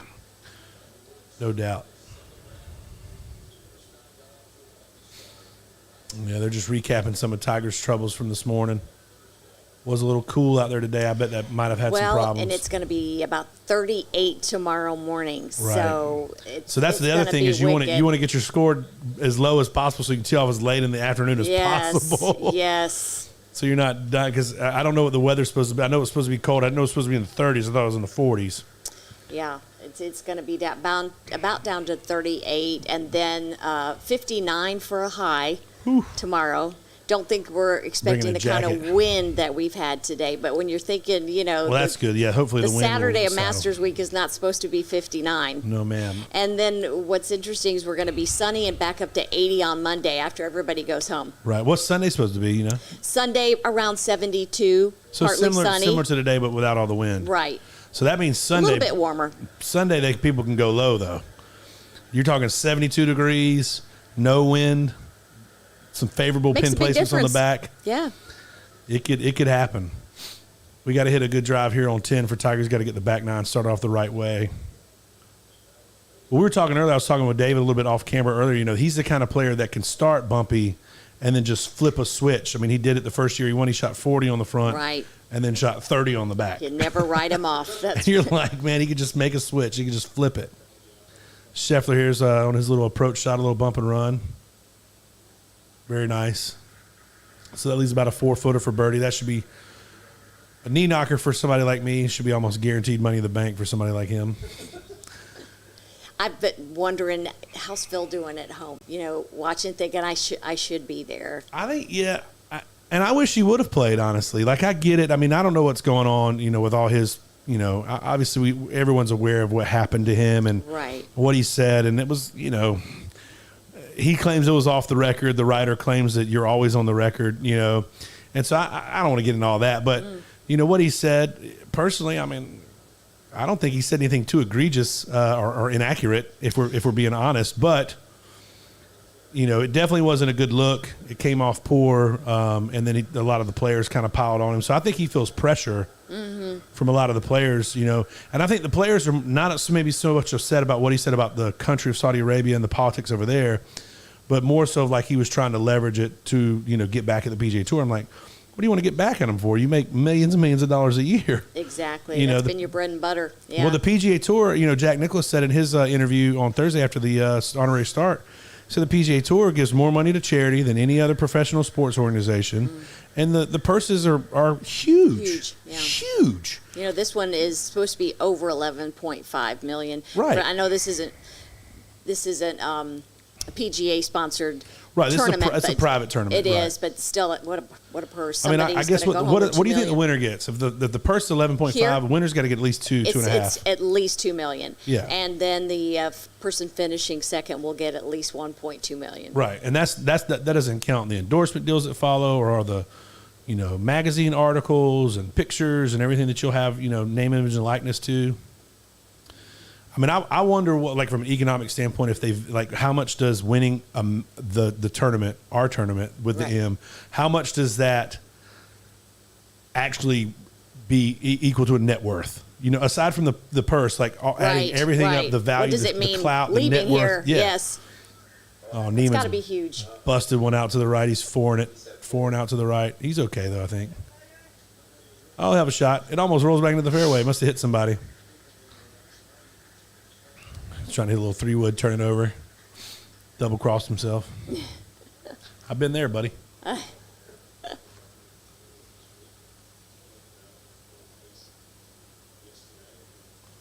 I hate Oosthuizen had to withdraw today. We saw him grabbing his back a couple of times yesterday, and I guess And Paul Casey right before it started yesterday. Yeah, Paul Casey, they said something happened to him. He had already warmed up and everything was fine and good to go, and something happened on the putting He green. was having some back spasms, I read. Right, he bent over to pick up the golf ball on a putting green, and his back just locked.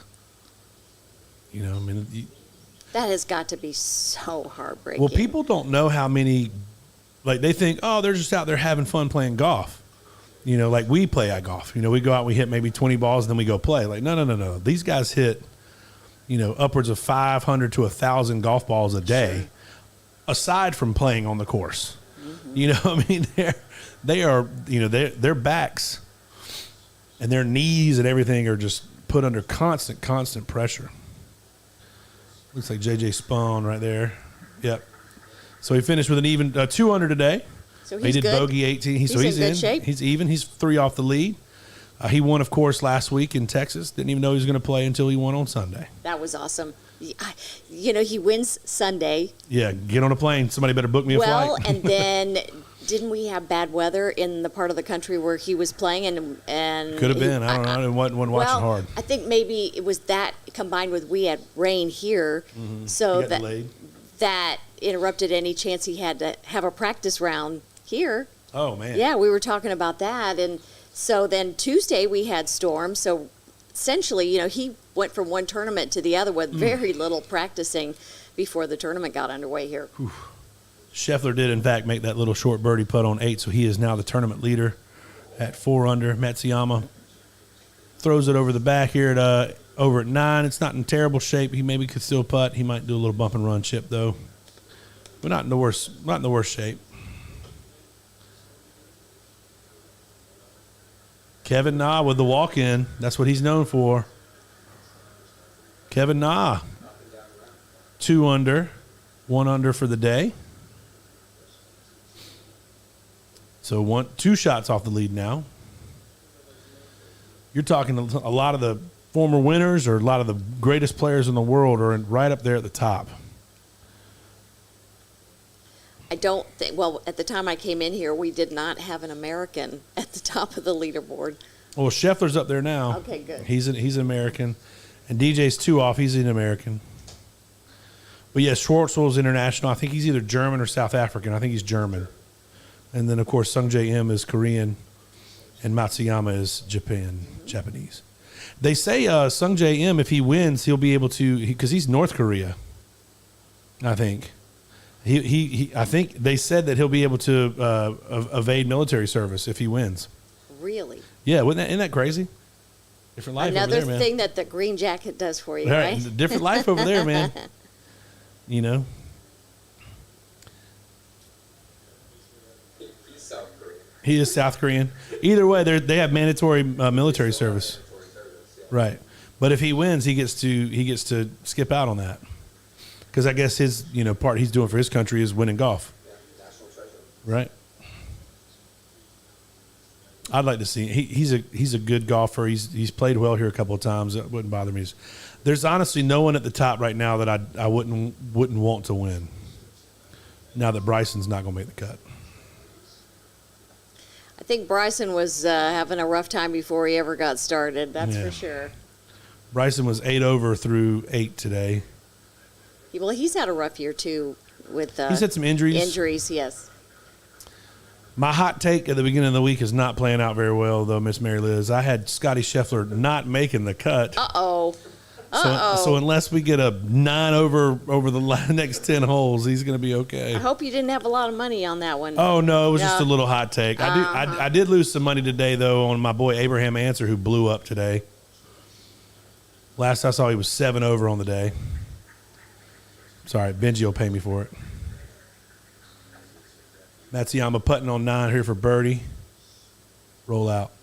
Oh, it was right in the cup. A little short. Little tap in for par. Matsuyama's going to make the turn here at 2 under in the for the tournament. And I believe 2 under for the day. Yep. It's always good to see the returning champion play well. Yes. I don't necessarily know that I want him to win it again. But it's always good to see him playing well and still in contention. So did you get a chance to go out there this year? Have you been out there this year?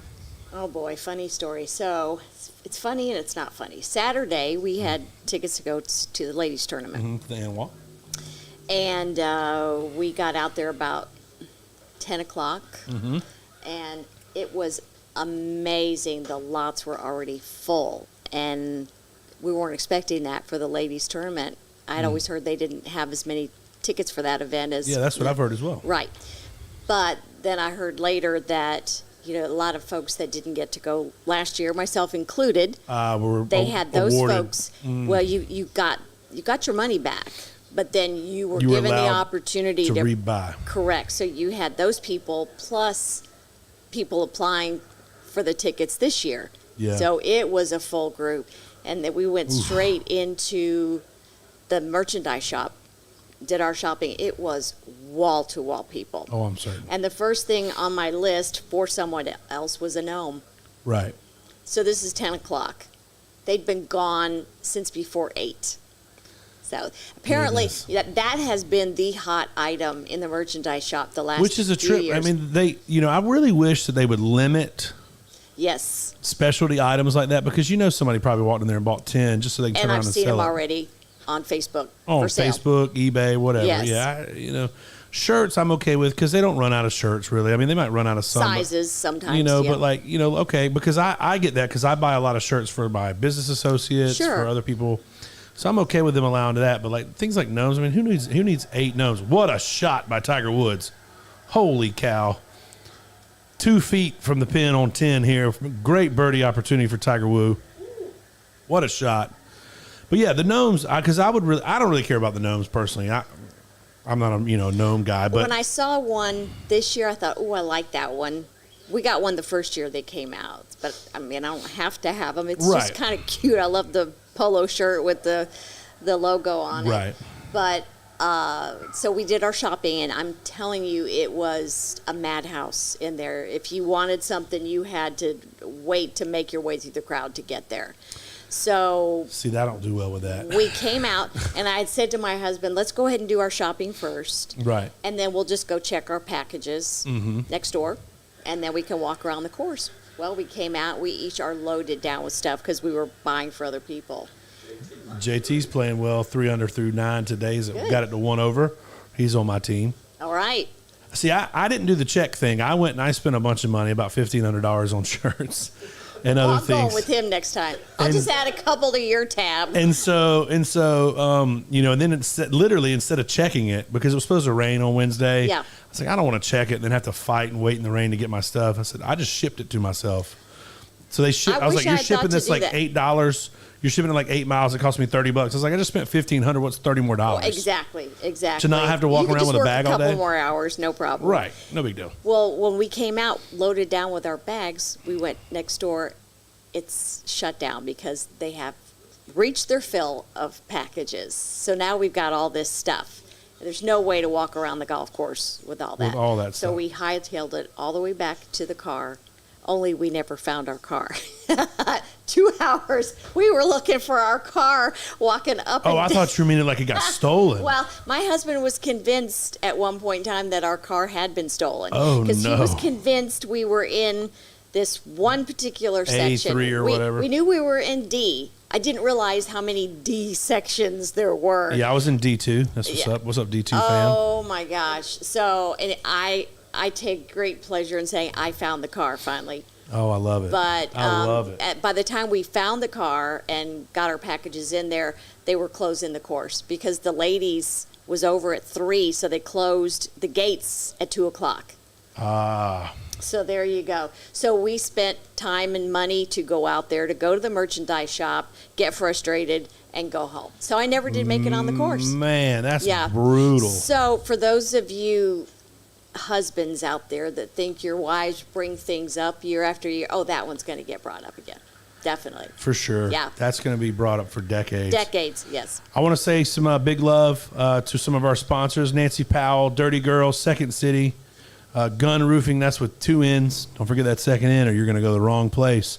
South Content, Savannah River Brewery, Stay Social, the Clubhouse. Thank you so much to Augusta Hemp Company for providing the hospitality yesterday and today, and for Board in Aiken, and that's BOARD, boardinaiken.com. You can go check them out. They were the people who provided the charcuterie board on Wednesday, which was absolutely fabulous. Yummy. It was good times. I can't complain about how well they treat us over here with food. I can't complain about that. Neiman's got a little delicate chip up here, right into the second cut. It's got to roll out, keep going. And the worst 2 words in golf, still away. Uh-oh. Those are the worst 2 words. You're three words. You're still away, are still your turn. Because Tiger put one tight. Yeah, Tiger shot must be a shot of the day. Oh, not yet. Not yet. We're not doing the shot of the day with Mary Liz over here. Uh-oh. Does it get ugly? No, it just makes you take Fireball. Mary Liz doesn't do Fireball. Yeah, Mary Liz doesn't cuss on air, and Mary Liz don't do Fireball, okay? Take that, Chris, There wherever you go. are. Uh-huh. Mary Liz has cussed on the air before in Indiana. Oh, well, that's when I worked there. What happens in Indiana doesn't It stays in in Indiana. Indiana, Everybody yes. knows that. They don't even pay attention to the Central Time Zone or daylight savings time. There are some counties in Indiana that don't do that. They just decided they're not going to do it. That's right. It's trippy. Yep. So, like, county by county, it'll be a different hour. My home That's weird, isn't it? is home of Vice President Mike Pence. Grew up with Mike Pence. There's You your did? fun little trivia. Oh, Yes, wow. Yes, Okay. Yes. Mike Pence, Mm-hmm. the man with the fly in his hair. Oh, that was great, wasn't it? Oh, wow. I will say this. Politics, like them or not, Oh, no, nicest family you ever want to meet. You know, listen, we were talking about the other day. We were talking, because I'm a moderate, and we don't get into politics here. But we were talking about people we want to hang out with. I was like, listen, I didn't vote for Obama, but I would like to kick it with Obama. Like, as just a person, I think he'd be a lot of fun. He likes sports. We like a lot of the He's same got a things. great sense of humor. Great personality. So we were talking about who we'd want to hang out with, and just like random people like that. So interesting days in the United States. We'll see what happens in November. Should be fun. Should be fun to watch. Fasten your seatbelts, right? Exactly. Mm-hmm. Exactly. Great putt. Great up and down save there for Joaquin Neiman. Tiger has got to put this in the hole here. It's got about a 2 to 3 footer. It is downhill. But I mean, he's got to make this. He's got it. There you go. Attaboy. Tiger's back, baby. Making a little run. Here we go. Amen Corner, You though. never count him out. You just don't. Hey, Amen Corner's on its way, though. 1 over. Only 5 shots off the lead still because Scheffler's 4 under, playing 9. Speaking of Scheffler, he's right here. It looks like about 115 yards out. There you go. I was going to guess 120. I would have been wrong. So short swing. He's looking like he's a little punch. That's going to be nice. What a shot. Scheffler is dialed in, folks. That looks like a birdie there to go 5 under. What a shot.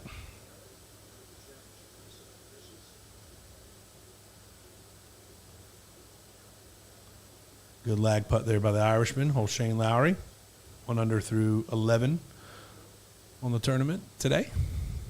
Well, Ryan, once you give up this gig, and once Bob Costas retires, now you know what you can do. Oh, man, I know. I'll leave that to Bob. I'll leave that to him. I do. You know what? You can help me out, though. I've been pushing for something for a couple of years. What's that? When Austin Rhodes goes on vacation, I want to host one of the shows. You want to fill in? I do. Okay. And Austin's always like, "Oh, you can do that." And then when he goes on vacation, I never get a phone call. Okay. I'll make sure you get an opportunity. Because I'll do it. That. I'll come in there and be like, "Let's talk about politics." I'm just kidding. Oh boy. Oh boy. I'm a moderate. Tell me why I shouldn't be a moderate. Go. You know what?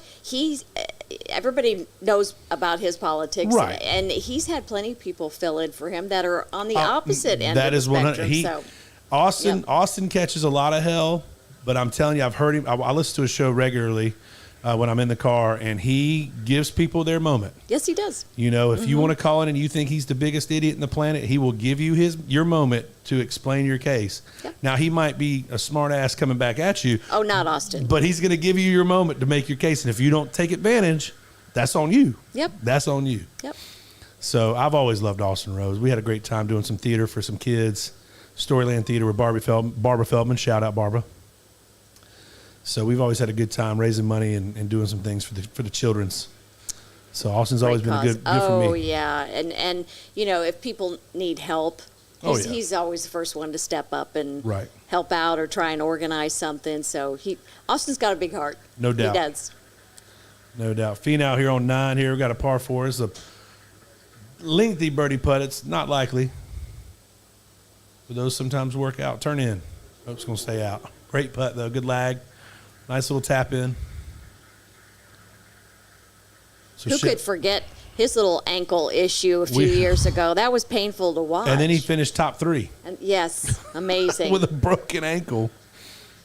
I felt horrible for him because he was so excited to hit a hole-in-one celebrating, and he dislocates his ankle. And it just, if he tried to do that again, it wouldn't have happened that way. It just he rolled on it just the wrong way. Looked horrible, and he set it right then and popped it right back in. It's kind of like, but that was sheer will to finish the tournament at that point. Play, talking about walking the course for four days after that, and being competitive. Mm-hmm. Having a chance to win the damn thing. This is a big putt right here. Let's give him a little cushion.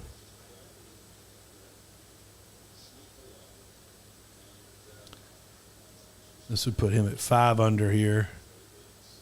And a back-to-back birdies, making the turn.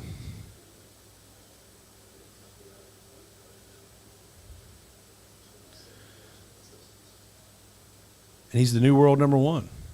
That's right. Knocked off John Rahm as the world number 1. He's not doing anything to hurt his cause right now. You wonder how much pressure that is going into a tournament. He missed it. Oh, see, bad juju. Oof. It is a lot of pressure. He was very tentative on that stroke, it looked like. That's a hard putt for righties, though, that left to right break. It's always, it doesn't break the right way. It just messes with your head. I think anyone who's in contention for a major, regardless, but especially this one, because it's the first one of the year, has got to have that nervous energy, and it's the ones who can take that nervous energy and turn it into focus are the ones that are able to succeed. That's going to hurt, though. He just definitely gave one back there. It's Tiger off of 11. It's a big tee shot for him. That's in trouble. Get a good bounce. Get a good bounce. Sit up. No, it laid down. He's not too unhappy with that one. No, I think he's still got an opportunity to, you've got 11, you have the opportunity to bail it out short and right. Just depends on where the flag is. 11 gives you that opportunity. So, David, let's cut to a commercial. Let's pay some bills, get some of the sponsors off. And Mary Liz, you're more than welcome to stick around. You don't have to go anywhere. You stay right there. Okay. And I've enjoyed talking with you. Let's keep Thank you, doing too. it. Oh, that sounds good. So this is the Bobby Jones Invitation. We'll be right back with Ryan Abel and Miss Mary Liz Nolan from AM 580.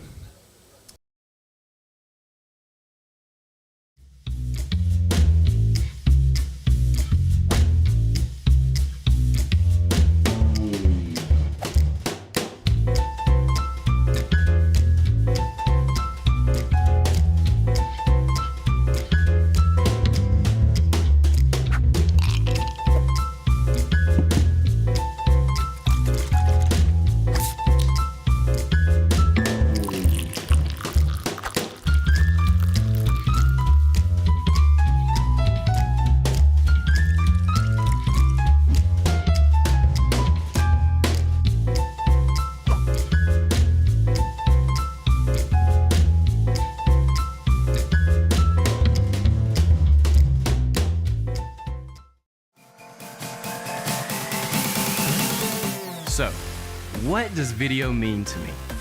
Video to me is our opportunity to share the story of a business. Video to me means passion. It means creativity. It means having a vision. It allows me to capture moments in time, then transferring those moments into a story. What video means to me is being able to help another person make their visions come to life, making their ideas a reality. This is my own personal puzzle that I get to put together 100 pieces, 100 clips, and just create a story for somebody to see. These stories don't get shared often, and honestly, it's our job to develop them and give our editors and myself an opportunity to share that story with the world, to give that business an opportunity that they may have never gotten before.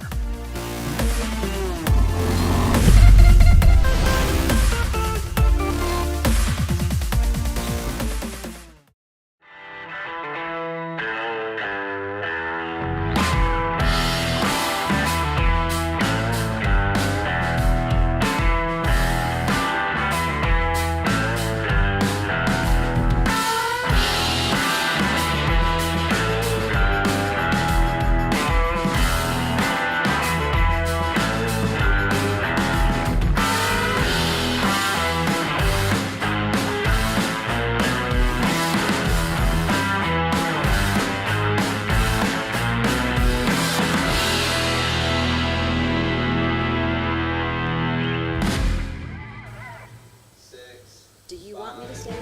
No, I'd love you to stay. Hey, welcome back to the Bobby Jones Invitational. I'm sitting here with my good friend, my new friend, Miss Mary Liz Nolan. And we just go right to good friends. Bam. I like that. Bam. That's the South. Yeah. Everybody's good friends until you give me a reason not to be good friends. That's right. So, I can give you one if you want. I'm good. You know, we'll leave that to tomorrow. I'm from up north, so. But Well, you're from Indiana, though. I'm from Indiana, but it's interesting when we first moved down here, I got called a Yankee. damn Yankee all the time. Or carpetbagger. I cussed. There you go. Bam. Take that, Chris. And I. It took me less than an hour. That's right. He broke me. So I used to say, no, I'm not. I'm a Midwesterner. There's a big difference. My dad's from Gary, Indiana, so Oh, really? I know that whole story from my whole family. Yeah. Yep. They're all from We're Midwest. a little touchy about being called a Yankee, but Right. I understand now after living in the South for a while. It's either the South or you're a Yankee. So Right. I just go. For with me, it. it's either you're the South or you're from Texas or you're from up north. Okay. And then Florida's its own thing, too. Exactly. Kinda. Kind of like California's its own It's- continent as well. California is its own world for Yes, sure. it is. So Tiger's got some tree trouble here on 11. He did block it out to the right a little bit. He's going to have to play a little hook, or he's going to have to go over the tree. He's on pine straw. Looks like, or he just getting the grass. I can't tell. You know, as much. I don't know if you've ever had Sunday He is tickets. setting up for a big cut. What's that? Have you ever had Sunday tickets before? Oh, yeah, I've been to Sunday many times. That's usually the day I could go because all the company people are flying back. Well, Huge cut. he'll get it. Oh, it's there.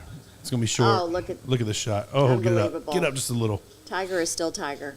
But Great I can shot. tell you, I've been there once on a Sunday. To me, there's no better place to be than home on a Sunday. Just because, especially being short like I am. Right. If you're trying to follow somebody like Tiger Woods, you can forget it. Well, I'll tell you what can't I see do when I anything. have Sunday tickets. I usually go and I watch them tee off on 11.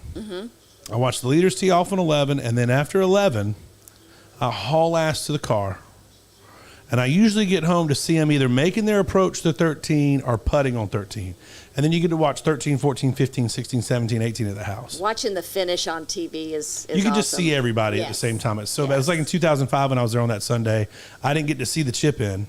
I get to say I was there, but I didn't see it. Yeah. And, you know, I would have rather have seen it. I didn't see it until I got home and said, holy crap, that's why everybody went nuts. Yes. You know, and the whole dramatic of how it came down and everything. It's just so surreal, too, and you don't even have to be a golfer to love being out there. That is just the most beautiful place on earth.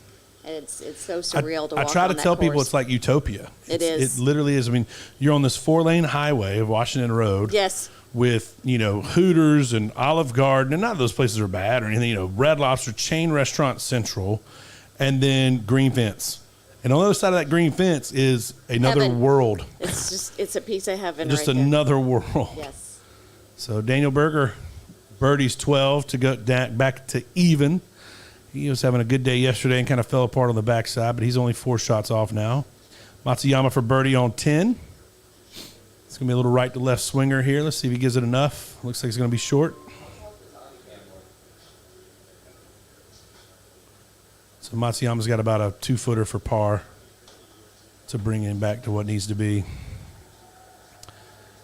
He gave at least 1 stroke back for sure on 8 with that missed putt, on that birdie putt. We're going to do a hospitality hit real quick. Just letting you know. Yeah, I'm sorry. So we're going to take it live to the hospitality camera here in a second, I believe. Charles, yell at me when we're live out there at hospitality. We're live on hospitality right now. You're seeing a bunch of good-looking women out there, not a lot of good-looking dudes. Well, So, where are they? They're right here. Right here. That's exactly where they are. This is where the good-looking women and the good-looking dudes There are you right go. here. There you go. But now, come on down, 2321 Washington Road. We got music, we got games, we got food, we got booze. Come hang out, have a good What else time. could you want? You can't beat it. You Nope. can't beat it. And of course, inside the magic's happening. Hey, that's right. Was John Daly here today at Hooters, or was that just yesterday? I think he was yesterday, but I don't know. I haven't kept. I would love to kick it with John Daly one day. Oh, well, you got to get him on here to do that. I thought we just did a hospitality hit. We haven't done it yet. I always give them a heads up. We're doing it right now, though. I hate you so much. They can't hear you. Charles just told me we're doing a hospitality. This is it. So we're off? No, you're on right now. I hate you even twice. It's big-ass amateur hour up in here. Charles just told me we were goodness. live for a minute. I did this beautiful promo over the top about how awesome it was. And it was all wasted because we weren't technically on live, I swear. Oh, no. Mary Liz, can we get some real engineers in here? We were live. Never mind. I hate you 3 times, David Bash. I can get you some good engineers. Thank you, Mary. Next year we're taking I'm out all about applications. you. Yeah. Big shot here. Are we back now with us? All right, great. Good. Because this is an important shot, whichever camera I'm on. Tiger's chipping up here on 11. Trying to keep the momentum going here. Definitely wants to save par, then go to 12 where he can really maybe go after the pin today.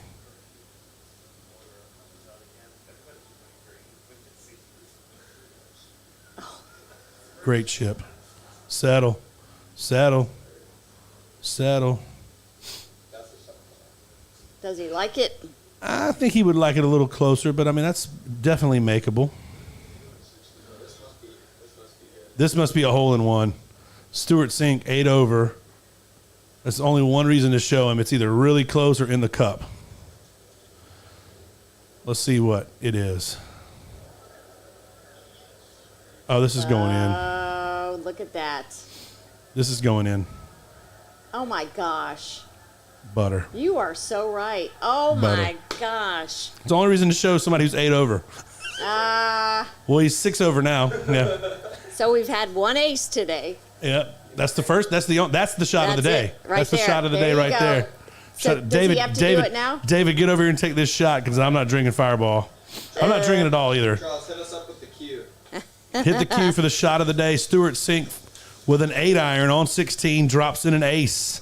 So how many shots of the day can there be? Only one shot Are you of sure? the day. I figured, the rules might change as you go along. Well, just I mean, I have another figure if somebody shot else of the hits an day. ace, we would honor that with a co-shot of the day. Yeah. Okay. But at this point, you're not beating an ace on 16. It's really just, am I going to honor it? That's the question. It's not that I don't like Fireball. I haven't taken it in my life. I'm just trying to not drink very much right now. But I'll cheers you with a Sprite. Cheers. To Tiger's good health. To Tiger's success. Exactly. Shot of the day. There he goes. David's been begging to be on the podcast all week, so this works out well. Yeah, how'd that feel? Gotta love Fireball.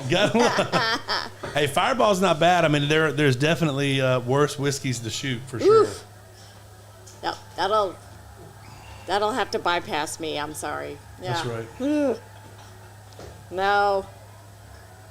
That's amazing. Well, you called that one. You knew as soon as it went in the air. Sure, yeah. I mean, you kind of think where it lands. I mean, but again, it's more from understanding why they would show it on TV. You know, there's no reason to show somebody who's +8 if it's not going in the hole. Give that man a gnome. Yeah, get him a gnome. He That should be get the a gnome for that. They do give hole-in-one crystals. Oh, do they? They do that. Yeah, if you make a hole-in-one in the tournament, you get some kind of a plaque of some like crystal something. You look that up, David. Look, see what the tournament gives you if you make a hole-in-one. I know it's something. I want to say it's like a crystal vase of some sort. Well, that would be a nice consolation prize when you don't make the cut. Right. You know. Well, if he goes birdie, he makes it. Okay. He's 6 over, so he needs to catch 2 more. It would be hard to get yourself. Yeah, at this point, I think he's get fine. back in the game mentally after that. Yeah, he's already thinking about the plane ride. Yep.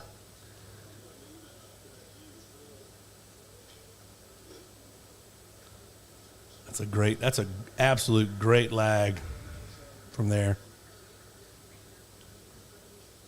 So here we are on 10s. This is Scheffler on 10, right in the middle of the fairway, 186. And an eagle earns a pair of crystal goblets. There you go, Ooh, crystal nice. bowl for a hole-in-one. I knew it was something crystal.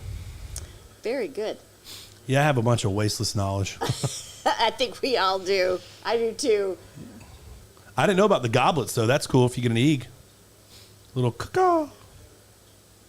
Scheffler blocked it out to the left a little bit. I didn't block it, excuse me. Pulled it to the left a little bit. This is a big, huge, humongous putt for Tiger. Got to keep the momentum here. Got to make this par. Let's not put pressure on him now. No pressure, Tiger. He can't hear us. Pulled it. Oh. Pulled it right off the tip. Knew it right off the blade. So he gives one back. He's at 2 over again. That's all right. The chip went a little too far. But he's got a bunch of birdie holes coming up. He's got 12, he's got 13, he's got 15, 16. Those are all birdieable today. 16's got a very favorable pin placement, as Stuart Sink just showed the world with his ace.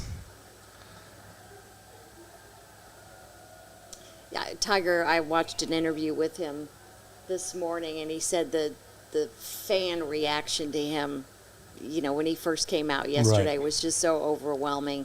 I mean, I think, you know, he probably for a while when he had some trouble in his life was not wanting to go out and hear some of the comments and you know, he I think he's so grateful now to he's so revered again, and I think people have just turned what they might have thought before into so much respect for his determination and, you know, really respecting what a true athlete that guy is.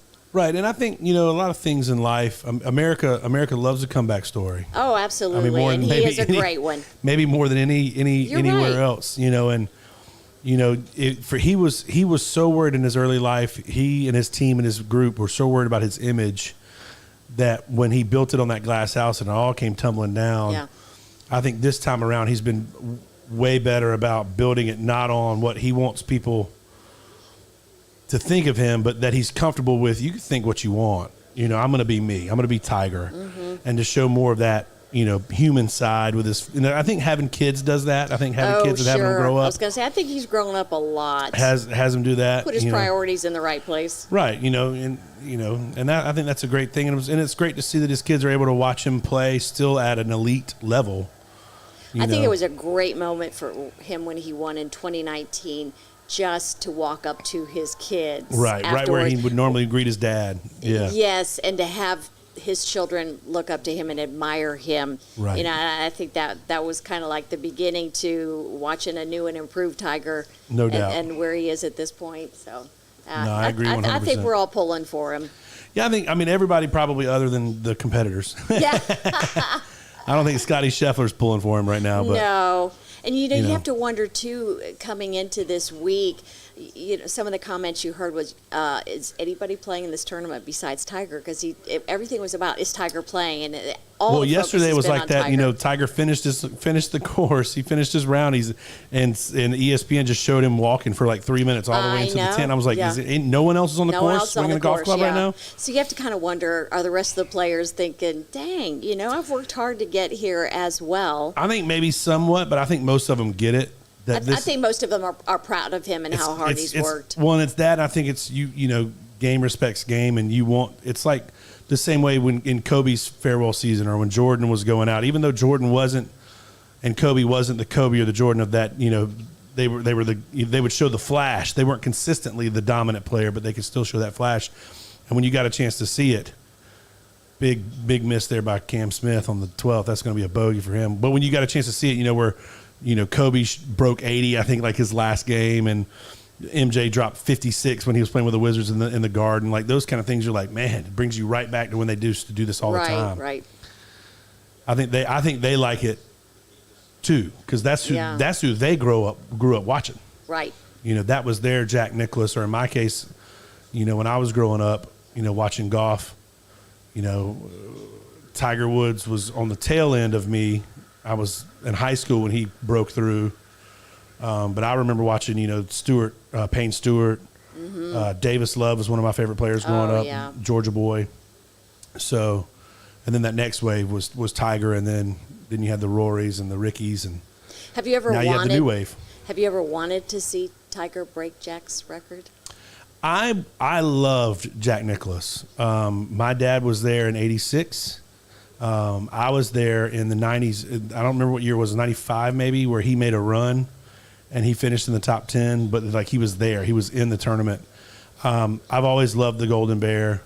He was probably my favorite golfer growing up. But I missed his competitive golf. Mm-hmm. He wasn't competitive really when I was watching. I would say that I don't think it matters to me, and I don't think it matters to Jack either. Well, that's not true, actually. He said it does matter. But, to me, it doesn't matter. I still think Tiger Woods is the greatest golfer of all time. I think he's better than Jack. Even though Jack has more majors, I think the technology and the competition is that much stronger. I think Tiger at his peak beats Jack at his peak. So, I agree with you. It's also different eras, though. I mean, and Jack Nicklaus, a lot of people don't know, he has so many, a bunch of majors. He has a shit ton of second places. Can you say that? I can. Okay, just checking. You can say it too, Mary Liz. I already did one. Yeah, you did. You said damn, and I was so proud. I was so proud. I did. But please don't tell my boss. See if you can look up and see how many second places Jack Nicklaus has in majors. I know he has, I think it's 18 majors that he's won. I know he has six at the National. In majors only? Majors only. Second place finishes in majors. But net worth. Oh, well, Tiger did more for the game. The value and the worth of the game. 19 runner-up finishes. So he's won 18. He won 18 and he had 19 runner-ups. I mean, that's hard to unreal. break that one. Yeah, that is unreal. 37 majors, he finished in the top 2. So you got to think he was, not only was he there so often, he won a bunch, but he was also right there. He could have won easily 10 more. Did you see the little video that his wife Barbara did for him that aired right before the Champions Dinner? I didn't. I'll have to look that up. I'm sure it'll be on Google. The YouTube. It was a tearjerker, just talking about her respect for him and what he had done to the game of golf. And even after he watched it, they kind of surprised him with it when they did the interviews right before the Chairman's Dinner, and it was pretty touching. And I think that it was all about him saying he's not going to play anymore. Yeah, because he's done playing the par 3 as well. Yeah. Which was sad to hear, because it's the only time you get to watch him play. We're done. No one will ever see him play public golf again, you know, unless he comes out for a, you know, but I know his back's bothered him. He's got bad knees. And I mean, he ain't no spring chicken, but him and Arnold had each other. They did. You know, and they could really pan it off, especially in the majors. You know, but Jack did it more because Arnold kind of faded in the 70s and Jack surged. But then he was playing people like Weiskopf, Hale Irwin. Does he like it? Or is it long? It looks long. Oh. Luckily, it kicked back down, though. It's in the bunker. He flew that thing 15 yards too far. That's all right, though. He can get up and down from there. So Tiger's in the back bunker on 12. But Tiger Woods came up when he was by himself in 97. I mean, he was so much better than everyone in 97. And then he changed his swing. So because he struggled from 98, 99. And then at the end of 2000, 2001, he was unbeatable. Yeah. If he decided to play, he was probably going to win. Because a lot of people talk about he has the most PGA Tour wins. But if you remember during those years, he wouldn't play in every tournament. He would skip 3 or 4 tournaments. So imagine how high that total would be if he played every tournament. Yeah. I don't think he ever left here and went and played the Heritage the next week. I don't know that like he's ever played the Heritage. You know, I mean, maybe he did like in 96 or 98, you know.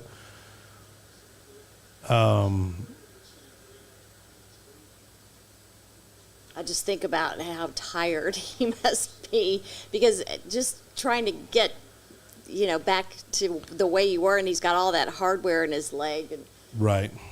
I'll be interested to see tomorrow if he makes the cut, which I hope he does. But if he makes the cut, how he gets going with it being as cold as it is. And he did say in one of his interviews that would have a big effect. Oh, it yeah, would be for the sure. cold. For sure. Well, we reached the top of the hour here. It's the 5 o'clock hour. Charles, you ready to go to break? All right, we're going to pay some bills here as Justin Thomas is making an approach shot on 11. But we're going to pay some bills. It looks like a good shot. It is a great shot. Pin high on 11. Miss Mary Liz Nolan, thank you so much for being here. I hope you had a great time today. Thank you for having me. It was so absolutely. much fun. And let us know. You can go out there and have a hot dog and have a adult beverage of your choice. I'm not an adult yet, but thank you. Well, there's always tomorrow. Hey, thank you guys so much for being with us. We're going to be back for one more whole hour here. Bobby Jones Invitational. We'll see you guys soon. Charles, let me know. For over 30 years and 2 generations, Powell & Associates has been here to make you and your family comfortable with buying a home. By embracing the challenges of today, it is our goal to make sure that you are a part of the experience, even when you can't be. We know that life can be complicated. Buying a home shouldn't be. Powell & Associates, combining the traditions of the past with the innovations of the future.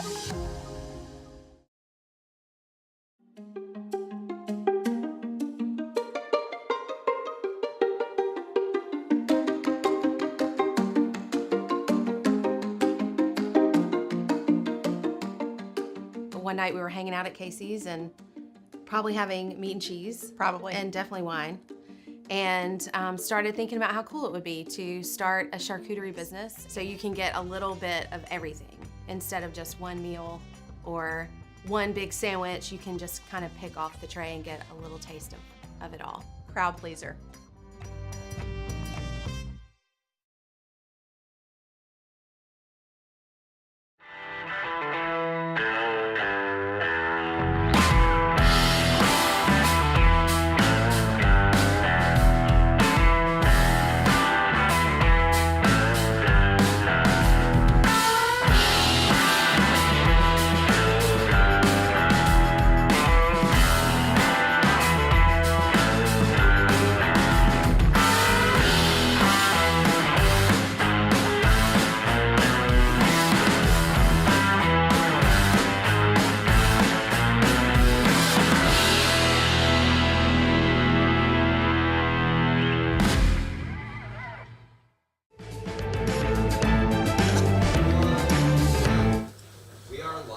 Oh, man, welcome back to the Bobby Jones Invitational right here. I got 2 new guests, and I messed it up by saying those other names.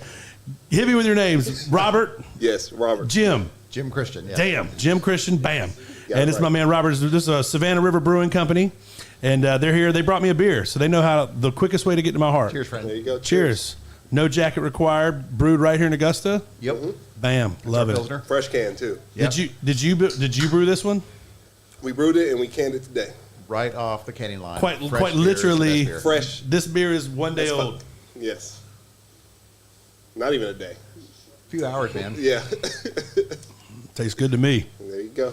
Tastes good to me. So, tell me a little bit about what you do at Savannah River Brewing, kind of like what your game is, and what you guys got going on this week. Y'all had a cool ass party earlier this week, didn't you? I did. saw, was Marty Smith at your spot? Yep. He was on That was Sunday. badass. Yeah, it was Tell me a great. little bit about that. Yeah, so I'll talk about the brewery at first. So I manage the front of house. I'm Okay. the guy who runs the tap room. I'm the guy who manages the customer experience for when folks come into the brewery. Right on. I have a great staff who just knocks it out of the park every day, which is why we're as successful as we are. And the stuff that we have going on this week is kind of a result of all the hard work we do, right? Right. So we didn't court this business at all. Marty Smith, producer, called me up 2 weeks ago. Because he likes your beer, right? He liked one of your does. beers. Yeah, that's the whole story. Light He jacket, told that that's story in awesome. the air, and that was pretty cool. So he did his podcast. Badass. If you don't know Marty, Marty's an ESPN reporter who has Oh, I know a who couple he of is. Yeah, podcasts. his accent gets to me sometimes, and I got to flip away. But most of the times, I like it. Yeah, millions Too of country for downloads, you? so A people little, talk- a yeah. little too much. Yeah. And It's so like- he told the story about how he was in Augusta 2 years ago for the tournament when it was shut down. And Right. everything was closed. And they were staying at the Crown Plaza. And the only bar in town open was the Crown Plaza bar. Okay. And he told a story about he likes to drink local beer, likes to drink canned beer because he enjoys the can artwork and whatnot. And he had this beer at the bar, our no jacket required Pilsner. Right on. And he loved it. And he talked about how he loved it so much that he told his producer, Travis, that when they come back, find that brewery and we're going to do our podcast there. Nice. And that's the best That's advertising cool. you can get, right? Well, yeah. I mean, yeah. You like it? Come do your podcast and let's make it happen. Yeah.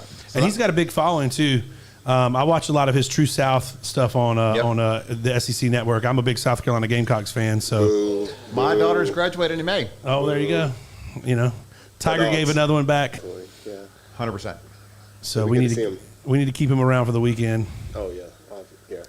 I mean, the cutoff is going to be what, +5? +4. +4. He's plus, and Okay. he's +4 right now. Gotcha. So So the he cut needs to birdie. being- So leaders at 4 under, and the cut is everyone within 10 shots of lead. So that gets to 6. No, right? it's top 50 in ties now. No more longer the 10-shot rule. No more longer really? 10 shots. Okay. It's just top 50 in ties. So Yeah, so that was Sunday, and Sunday was our best Sunday ever, in large part because of that. right. And I had been working since January with Christina Greenstein, who is the event coordinator that Golf.com and Golf Magazine hired to put on their tournament week event. And they contacted us in January. Cold call, right? Just organic thing that happens, not anything we're pushing. And they said, we need a venue for this event. And we're like, yes, please come.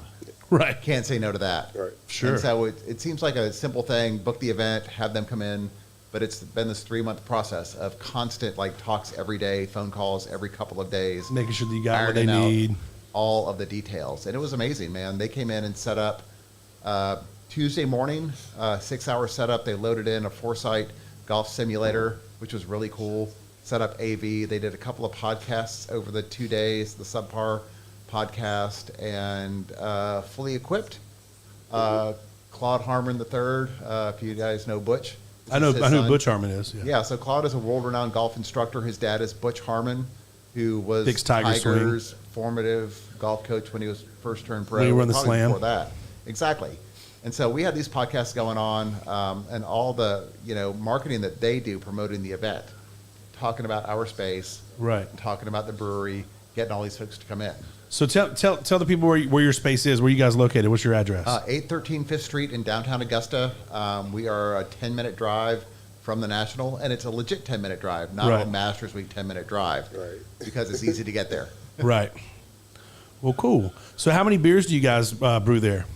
We brew actually a lot of beers. So we have 6 flagship brands that we do year-round. Okay. Seasonal beers that we do 3-month runs throughout the year.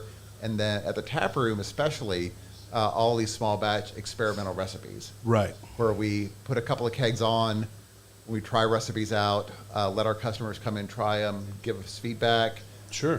Tweak the recipes based on that feedback, based on what we taste, based on what the customers taste, based on what they like. And that's kind of how we develop recipes to do commercial beers. Okay, right on. And so this year we're a 13,000 square foot brewery that contains a 4,500 square foot tap room. This year we're going to brew probably close to 3,000 barrels of beer. It's a lot of beer for a little that's a bunch of 3,000 barrels. If you don't know, there's 248 pints in a barrel, so we're talking about 750,000 pints of beer that we're going to brew this year. Keeps us busy. That's making it happen. So how long does the brewing process take, like from start to finish? So a normal day of brewing, it'll take about 8 hours. Okay. So from when we grain in and we mash till we're putting in the fermenter, it's a good 8-hour day. Okay. Sometimes we'll do double batches where I get there at 4:00 in the morning. Okay. So you're doing 2 batches. So you're going all in that day. You're going all day. Yeah. But a normal day is about 8 hours, and that's adding cleanup too. Sure. Okay. Yeah. And with one, like you can dictate how many barrels you make based off how much grain or how much product you use or whatever. So the process, it's not all equal. It's not like you have to run this. Right. It's all recipe formulated, right? You know, depending how many sugars you want to ferment. But we're normally doing 30 barrel batches, and then on a double batch we're doing 60 barrels. Right on, man. And that's brewing, right? So brewing is a day-long process. It's the fermentation process, converting the sugar you made in the brewing process to alcohol and carbon dioxide to make beer, is a couple of weeks to more than a month. Yeah, depending on. So once you brew it, then it has to ferment. Exactly. Okay. So we put it in the fermenters, and depending on the beer, like you said, it could take a week or it could take months. Right, depending on what all's involved. Exactly. Right on, man. That's awesome. Yeah, I love it. It's a great process. It's a pretty good shot by Scotty. He didn't get the bounce he was looking for. Who are you going for in the tournament? So, I'm cheering for Cam Smith. Okay. He is not having a great day today. Not at all, no. I had a hot take earlier in the week that Scotty Scheffler wasn't going to make the cut, so I don't know shit.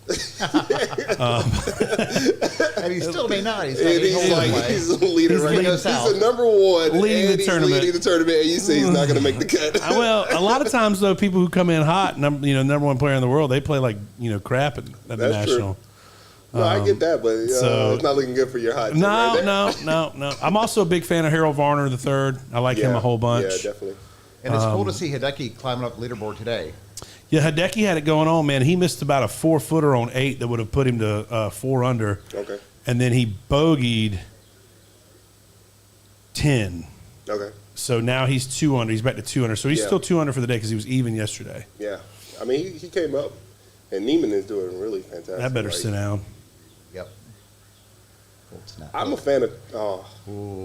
Snap hook into the water. I'm a big fan of Tony Finau. I like Finau. I would love to see him win somewhere. Yeah. I'd be completely on board with it being Augusta. He's played here so well. Mm-hmm. That shot didn't help his chances on 11. He just tugged it a little too hard, got into the wind, and I think it looked like he ended up in the pond. I couldn't really tell. Yeah, I couldn't tell if it hit the water or not. But. Big par putt here for Shane Lowry. Looks like it does curl in. Very nice. The Irishman's there, baby. 2 under. He was one of my dark horse picks early in the week. Okay. Just because of the wind. He's from Ireland. He plays that low ball. Yep. He knows how to play in those conditions. He knows how to keep it done, yep. It'll be interesting to see tomorrow when it actually gets colder. Yeah, I'm hating that. I'm really not looking forward to the cold tomorrow just because that sucks. It's April, man. Come on. Yeah, but the wind's going to back off, but it is going the to wind, be I think dry, Sunday, hard course tomorrow. We were talking Sunday because we were talking to Mary Liz. She does the weather and the news for AM 580. Yeah.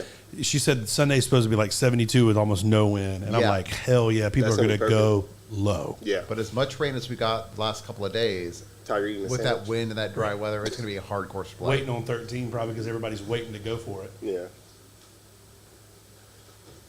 So where do you guys get your inspiration for the name of your beers? Like, what are some other names of your beers?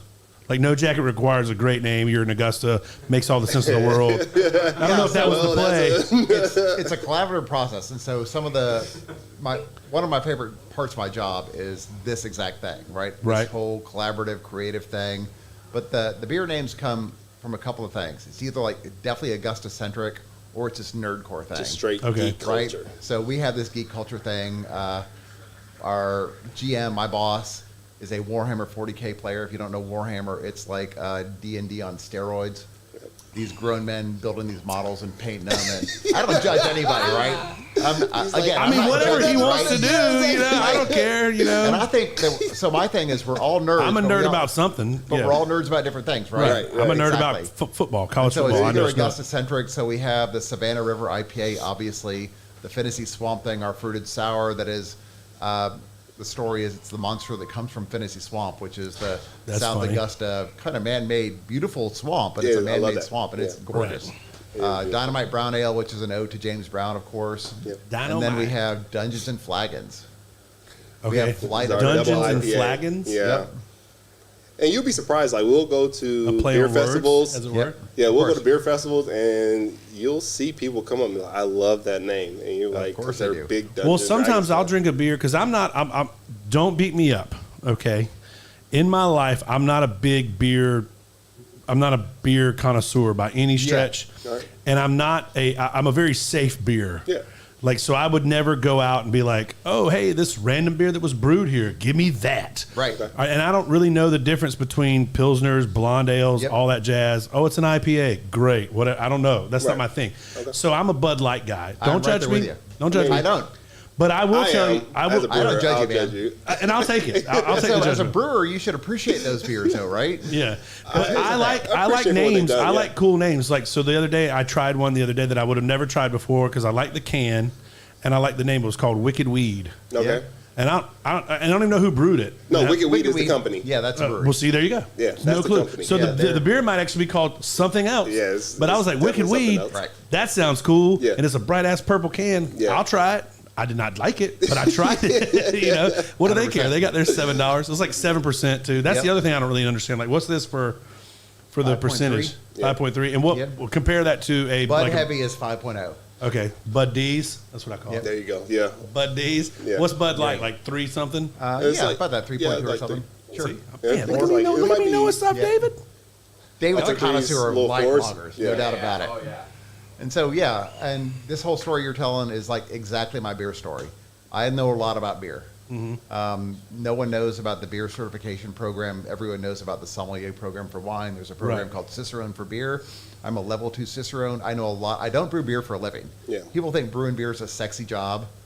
It's a cool job. Is it a sexy job? People love what they're doing. I think I look sexy when I do it. But here's what brewing beer is, especially here at Augusta, right? So our brew house is not climate controlled because all the vessels are climate controlled. Mm-hmm. So we don't have to pay to heat or cool the space. Right. So imagine brewing beer. You're mashed at 155 degrees Fahrenheit. You're graining out in 90-degree warehouse, steamy grain. It is hard work. It's a lot of manual labor. It's a lot of cleaning. Right. My job, I get to work at an air-conditioned tap room. And all I do, so I do a lot more than that, but pretty much all I do is talk to people. I would like his job over your job. It's the best job I've ever had. Rough, I mean, if I'm having to choose. And I came into it late, so I've been doing stuff for a long time. I was a pharmaceutical scientist for 15 years. I was a casual beer drinker. I was a brand loyal Budweiser drinker in college. That was a great drive. Kick left. Oh, it's not a great drive. Oh, it went long. No, it's bouncing back. It's going to come back. It's rolling back. Yeah. I thought he turned it over, but it flattened out. He's all right. It's perfect. Yeah. So I was a brand loyal Budweiser drinker in college. After college, I decided I was going to be a bit more sophisticated and became a connoisseur of Mexican lagers. Corona? No, man. Cerveza Sol, Tecate, those things, right? My wife and I moved. I've only drank those beers when I go to the Caribbeans. Sure, and they're great beers. El Presidente. There you go. Yeah. My wife and I, because that's what's at the resort. I don't ask questions like, "Cool, give me that." I've seen that. So my wife and I moved from Atlanta to Southern California in the late '90s, and we started mountain biking. Don't age yourself, Joe. Great mountain biking places, right? We had Sierra Madre Mountains like a mile out of our backyard, and it was cool. We went to a mountain bike race in Monterey, and one of the guys we traveled with bought me a beer at the bar. I was drinking my Cerveza Sol. It's like, here, Jim, drink this. I'm like, okay, I'll try it. Free beer. I'm not going to turn it down. That's my Bud Lighter free. Right? Exactly. This was free. Okay, what? So I'm in. And so I tried it, and I'm like, you know what? I don't like this, but it's different than anything I've ever had. It's bitter, and it was the Sierra Nevada Pale Ale. Right. Which for a lot of people, that or probably Fat Tire by New Belgium, they're like introductory craft beer back in the I'm 80s Fat and Tire 90s. for sure. Very classic. And after that, I became like a hophead, I guess. I can convert you to a craft beer drinker for sure. You think so? Yeah, for sure, man.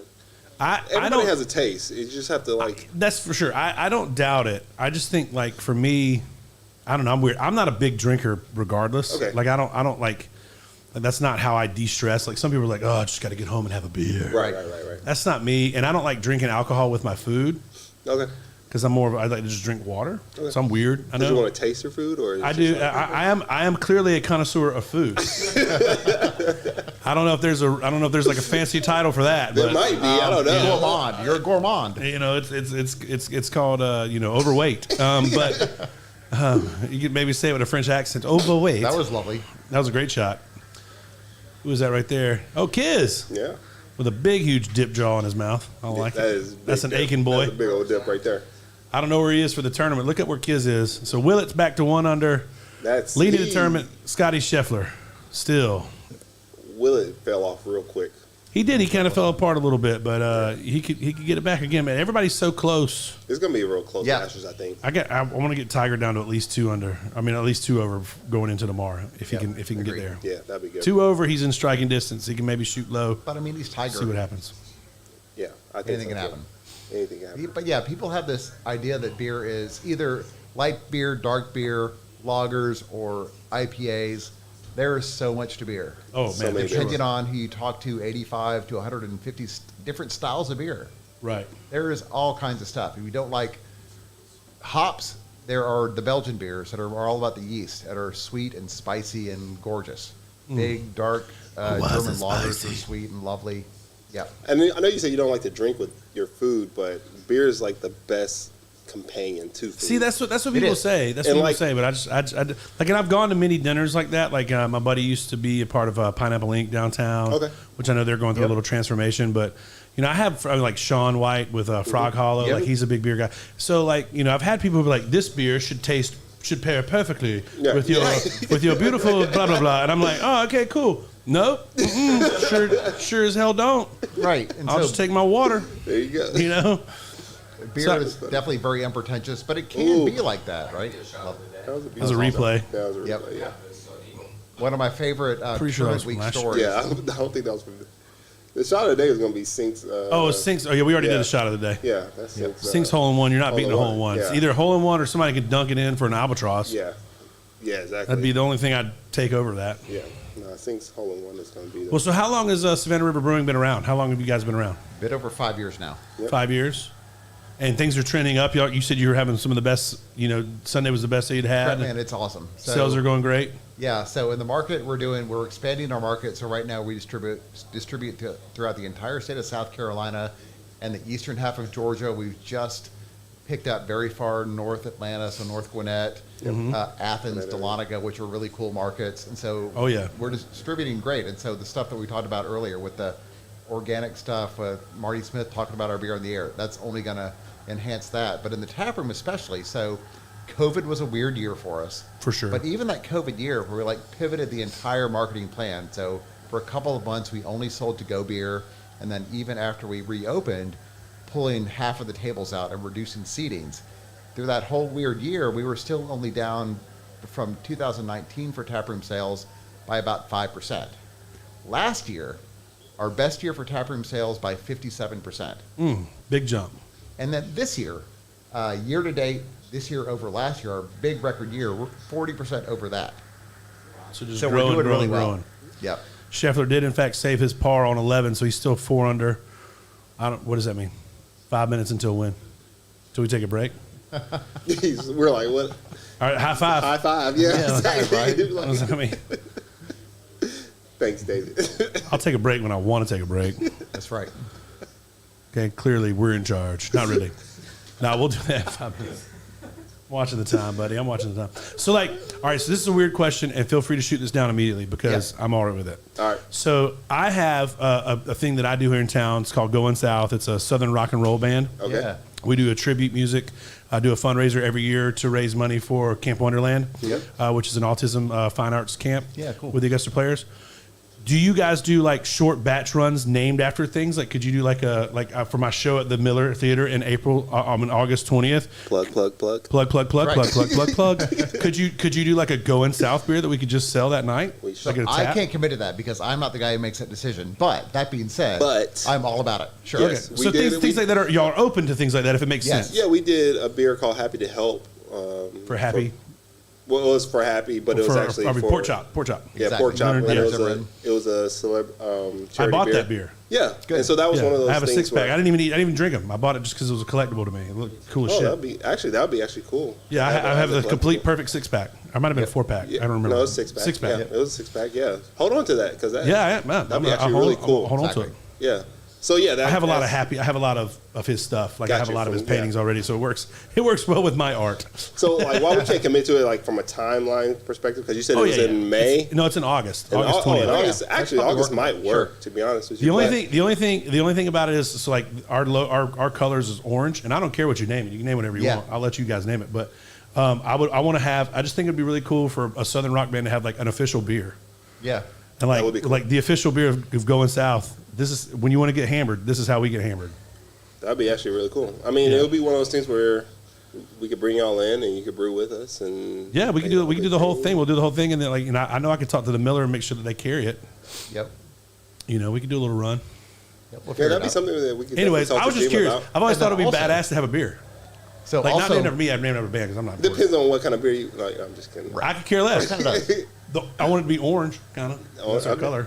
All right. Is that a rule? Is that a thing? No. We could potentially do that, I guess.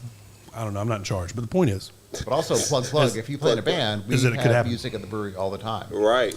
We did didn't we do this for one of the Rockford things? Augusta Rock's there. The second one was there, or the first one was there. The next one will be there. You could make a song about it too. I don't write. I host them all. He's hosting it, so he's not playing it. Oh, Which one is that? What's the date on that? Okay, that one I'm there for. 13th. Oh no, that one I'm out. I'm in Columbia. What's the one in August then? Well, crap. All right. But I would have been there. So August is what we're thinking of, right? August 20th is my show that has nothing to do with Get Up Productions. Okay.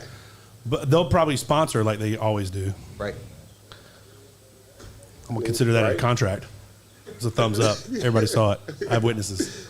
I did see the thumbs up. I did see this. Llarry throwing it and set it up. 2 thumbs up. Great shot. Great shot. That's a beautiful shot. That's Get going. in. That's going Get in. in. Oh, We almost. I would have given that a shot of the day nomination. No doubt. He wanted that one too. So that's for Birdie because he laid up. So that's nice. I mean, a little tappy tap Yeah, Birdie. he's happy about that one for sure. Yeah, so one of the things that I've been a big fan of is bringing more and more music into the brewery. And so we've had a lot of great local bands. So Bodega Cat has played the brewery. Oh, yeah, I know Will. Coach has played, I don't think I can say this, but I will say it anyway. They played a couple of shows on the property. This week they're doing a Major Rager after show at Southbound on Saturday. So definitely go see that. Mm-hmm. Tortoise Portal. And I love this those because, kids. so here's our connection to Coach and Tortoise Portal, right? So Emily Amerson sings backup for Coach. She's singing at my show coming up in April at There you Laurel go. Canyon. Exactly. Yeah, Emily's a Which is gonna be boss. Pretty sweet. Awesome. Her brother is Luke, and Luke's fiance is Abby, and Abby's one of our managers. Yep. Oh, right on. And Emily works here too, right? Doesn't she work bar? She does. Yep. Yeah. Exactly. And then for Tortoise She missed Portal- rehearsal because she Right. had to go to work. I know, it's a thing. Man, you got to pay them bills, man. Yeah, so Paxton Summers is one of our bartenders, bar managers also. And I taught Paxton Sunday school. Oh, isn't that adorable, right? So he plays keys. Cheers to that. Tortoise Portal. Tortoise Portal is playing at the brewery at 8 o'clock on Saturday. So come to the This brewery. Saturday? This Saturday, right? Right on, man. Come see them at 8, then proceed over to Southbound and go see Coach. They're great. Yeah, Major Ragers going on tomorrow. Future Birds, Southbound, of course, is one of our sponsors. They've been good to us. George was here yesterday hanging out. Nice. So, yeah, excited about that. Hey, Charles, do you have the SRBC commercial lined up? Line it up, baby. Going to that in 30 seconds. So, David and I think Chris went to y'all's spot and did a little commercial thing while you were there for like a little 3-minute commercial. So, we're going to play that, show you a little love, show you a little bit of the feel of what goes on in the SRBC. Yep. And then we'll be back to talk some more golf and have a little fun and take this thing all the way out until 6 o'clock. Let's go. And so, Charles, whenever you're ready, baby, you cut it. This is Ryan and my good friends from the SRBC. Hey. Bobby Jones Invitational, baby. We'll be right back.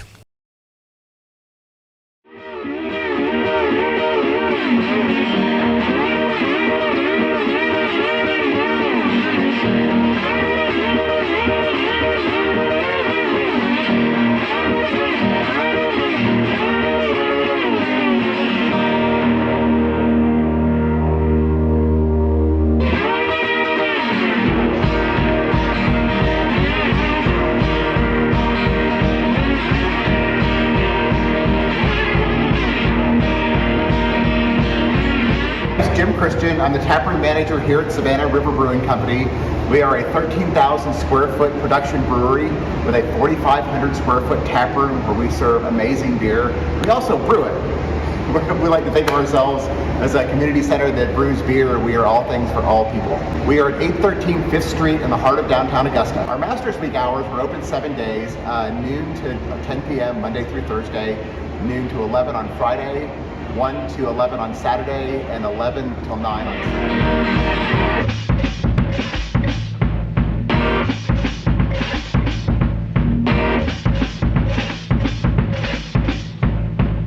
Four of our most popular flagships poured here. The first is No Jacket Required. It's a Czech-style Pilsner, a traditionally done European lager. It's crispy, it's dry, it's easy drinking, it's crushable. It's probably my favorite beer that we do here. Next is our Wolf Dog Wit beer. It's a traditional Belgian ale, a spiced ale. It's brewed with orange peel, coriander, and black pepper. It's a great alternative for people who aren't necessarily beer drinkers. It's not hoppy, it's not bitter. It's got a lot of bready spiciness. This is Dynamite Brown, named after one of Augusta's most favorite residents, James Brown. It's a great American brown, a lot of bready, toffee, malt character with just a touch of hot bitterness to balance out that malt sweetness. Finally, this is Savannah River IPA, our flagship IPA, a really nicely done American IPA featuring Amarillo, Bravo, and Citra hops, a lot of great pine, grapefruit notes with a touch of bread just to kind of balance it out.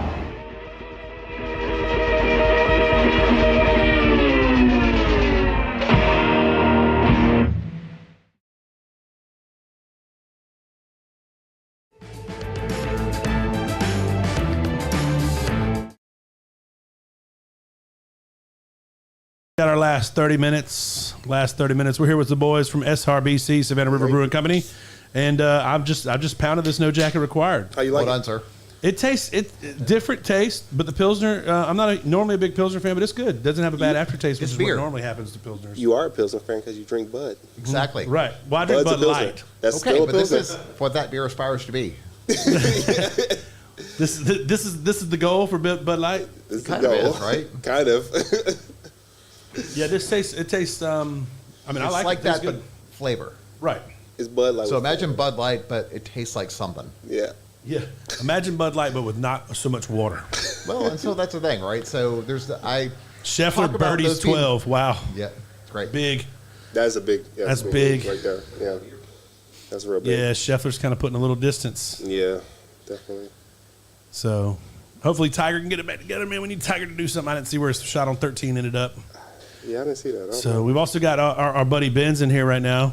Hey. He's in a band called Easily Amused. He's going to hop in here in a minute. They're opening for the Future Birds. Yep. I wanted to call them the Thunderbirds. That would have been awesome. Thunderbirds are here, baby. Taking it back to 1980s. Mm-hmm. Wrap it up. Oh, that's a good. So Joaquin Neiman playing there. It's a nice little chip shot. He's got that for par. Tiger looks close. I saw a little penny, but I don't know if that's for birdie or for par. Yep. Let's see. And this is Tony Finau for birdie. Get back on it. +1 today is pretty good. Yeah, he's only 2 or 3 over for the day. Yep. Boom. Now There he's it is. even par for the Even tournament. par. Yeah, that's good. I like Again, it. just 5 strokes back, baby. There you go. So Bring it out. There you go. Joaquin Neiman, it's still your turn. Worst words in golf. 4 par. Yeah. You're still away. Those are the worst words ever. Yep. Someone was saying he's throwing Tiger off because he's so slow. It might be. I can see that. Because Tiger looks like he's waiting. He is waiting, Like, come on, bro. but he's also watching. Yeah. Maybe. Yeah, yeah. It's probably different today because they don't have their third player in the Right. group because Ustazen withdrew. And that should Yeah, what happened speed him with up. that? He hurt his back yesterday. We saw him grabbing his back Yeah, when he was playing saw yesterday, that. but I guess it just got too tight. Got Couldn't too get it much? back up. Yeah. Okay. Oh, That was tough. That was a rough one. drops back. Neiman pulls it there on 13. I mean, it has to feel terrible to bogey 13. Yeah. Lowry's got it all the way to 3 under. He doesn't like it. Let's see. Too far out right. It's not going to catch the slopes. Too far out. That will be delicate. That's a long putt right there. You play any golf? I do play golf. Yeah, I'm about a 9-10 handicap somewhere in there. Okay. So I do all right. I just spent a bunch of money on new clubs. What kind of clubs you get? I got the Callaway Apex Smokes. Okay, nice. A little $1,200 investment there. Yeah, that's about right. Yep. You know. That's about right. I'm looking at the T200. Okay. Yeah, that's my jam right there. Are those Titleist or what are they? Titleist, yeah. Titleist, yeah. So ironically, I played the TaylorMade Party yesterday. Okay. Or Tuesday now. And I was talking to one of my friends, and I was like, yeah, I just got new golf clothes. Oh, really? What'd you get? I told them I got Callaways. They were like, you know, it'd be like me telling you guys, oh, really? Well, River Rocks Brewery, you know what I'm saying? Oh, no, man. You know what I'm saying? That's what I'm saying. But I was there eating like this nice-ass filet and lobster tail, and they were like, asshole. For Birdie here, the Woo needs this one to get to 2. That's what I call him, the Woo. Boom, there it is. There you go. There it is. Good.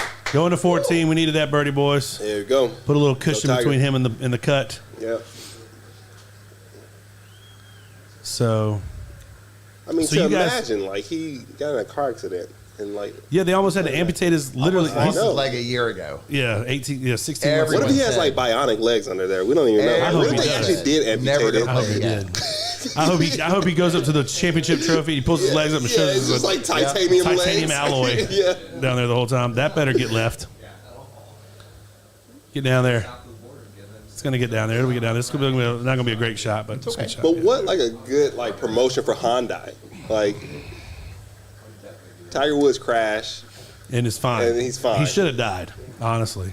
I mean, he like could, the way that crash looked, yeah. the way because see how fast he was going and what Yeah. you just fell asleep. Yeah. Bad news bears. So I want to know what, like, And they their say sales they forecast think he was hit the after curb that. and he woke up and he hit the gas instead of the brake, which is what really caused the issue. Yeah, I mean, you fell off a cliff, man. That's like crazy. Right.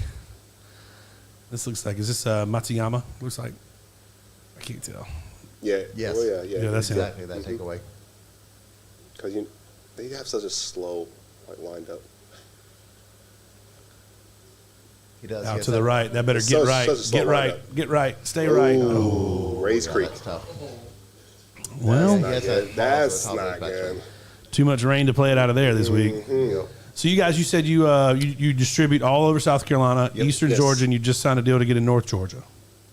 Yeah. Some in North Well, Georgia. we're in North. No, it's signed to get further into Atlanta. Further into Atlanta. Atlanta, Okay. Atlanta area. Yeah. Dahlonega. Now, do you guys distribute yourselves, or like do you have No. like a rep that reps you guys? A rep? We have distributors. Yes. You, actually, I don't know the So rules. Georgia is a 3-tier system. Okay. And so it goes from brewery to the distributor, then distributor to retail. Okay. So legally, like, self-distribution doesn't. Are you exist. guys in pretty much every restaurant here locally that you know of? I mean, our bar, like, are there some bars? Not Yeah, every, pretty much. no, I mean, but- not everywhere, but Yeah. most. So if I go to Whiskey Bar, or if I go to Yes. Metro or Yeah. Stillwater. Downtown Stillwater, is pretty good. Indian Queen. Yes. Cool. I think so. Yeah, I think so too. Yeah, yes. not on. Well, he draft was knowledge, just here probably yesterday, can't. and I'll talk to his ass. Yeah, Yeah, if we're not in there, you better talk to his ass right Our now. hands are Like, there, I believe. yeah, we should be locally everywhere. Honestly, We 'cause- should be. That's Yeah. why not? It's a process. It is a process. Yeah. Yeah. Well, you would think, like, locally, you're the local brewery, you should be everywhere. You know? I don't want to wish anything bad on Scheffler, but I'd love to see him snap hook this bitch into the group. I mean, so I like that. Whenever it happens, because it makes as a casual golfer, If it it makes you like- feel better. His right foot slipped. He did, right? Where'd it go? They didn't show Probably- it. They didn't probably- show it. Yeah, he towed it though. That's Yeah, okay. that's good. It's yeah. perfect. Yeah, Ugh. that's real Nothing good. wrong with that. I'm gonna hear it all damn weekend from Zach Tully that I picked his ass not to even make the cut.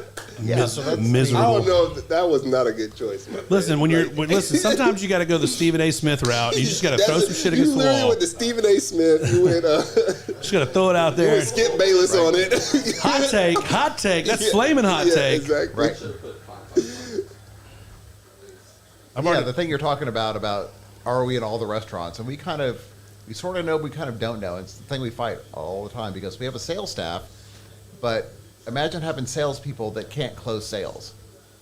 This is the thing we fight against. So we cannot actually make sales. Our distributors have to make those sales. We can't go into a restaurant and say, how much beer do you want? And they tell us, and we write it up and get them to us. So you have to go to whoever reps your beers, whether it's Exactly. national or whomever else. Yeah, so AB Beverage here in town, and they sell a lot of beer. They sell a lot of beer, represent a whole lot of different breweries. And so we try to have relationships with, all the places in town, the buyers for the restaurants and bars and package stores. But we also have to maintain the relationships with the reps so that they are motivated to sell our beer. Right. It's a hard sales job. Because the retail has to order from the distributor. Right. But we still have to maintain the relationship with retail, to get them to put those orders in for the distributor kind of thing. So it's a weird system. Yeah, it is. You're like a reseller of your own stuff. Exactly, because you have to sell what the distributor should be selling. Yeah, the craziest thing was before September 1st of 2017, if you came into a tap room at any brewery in Georgia, we could not sell you a pint of beer. Mm-hmm. It was illegal for manufacturers of alcoholic beverages to do direct-to-consumer sales at all. And so we sold tours. Yeah. And with tours, we could give samples away. Right, sure. I've done most of those in the up in Kentucky, all the bourbon tours. Yeah, exactly. Right. It's exactly like that. Same way. Well, cool. Hey, David, let's take a quick little break here. Let's do a Nancy Powell commercial. We'll get Ben on, and then we'll close it all out. Does that sound good to you guys? All right, cool. Hey, but we'll be right back here with Bobby Jones. I'm going to bring my boy Ben on. We're going to spin it. Check out Savannah River Brewing. Get you some No Jacket Required. Any of the other Pilsners or any of the other beers that they have for sale, check them out right here in Augusta, Georgia. Bobby Jones Invitational Love. For over 30 years and 2 generations, Powell & Associates has been here to make you and your family comfortable with buying a home. By embracing the challenges of today, it is our goal to make sure that you are a part of the experience, even when you can't be. We know that life can be complicated. Buying a home shouldn't be.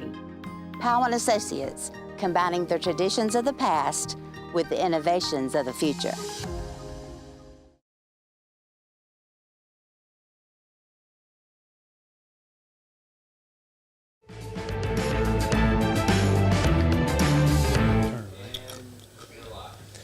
All right, we're back here at the Bobby Jones Invitational. Tiger Woo is in the fairway here on 14.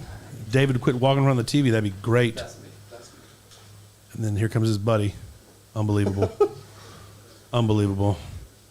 This is my good man, Mr. Ben Turner, right here, plays drums in the band Easily Amused. They're playing tomorrow night down at the Sharon Jones Amphitheater. Howdy. For the Major Rager opening for the Future Birds. I keep wanting to call them the Thunderbirds.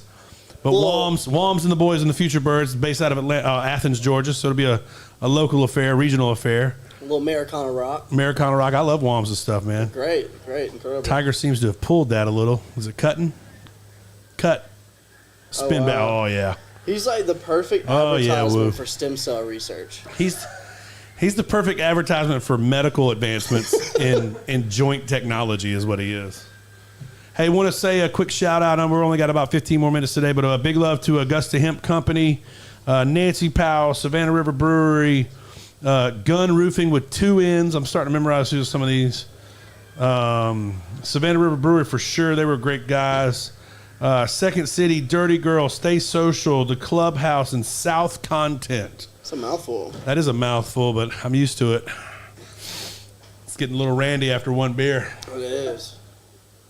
Big love to the Get Up Productions boys. Drop the Diss. David and Chris. We still got down here live, 2321, and Charles. Charles, pop your vegan ass head back in there. You sexy vegetarian, you.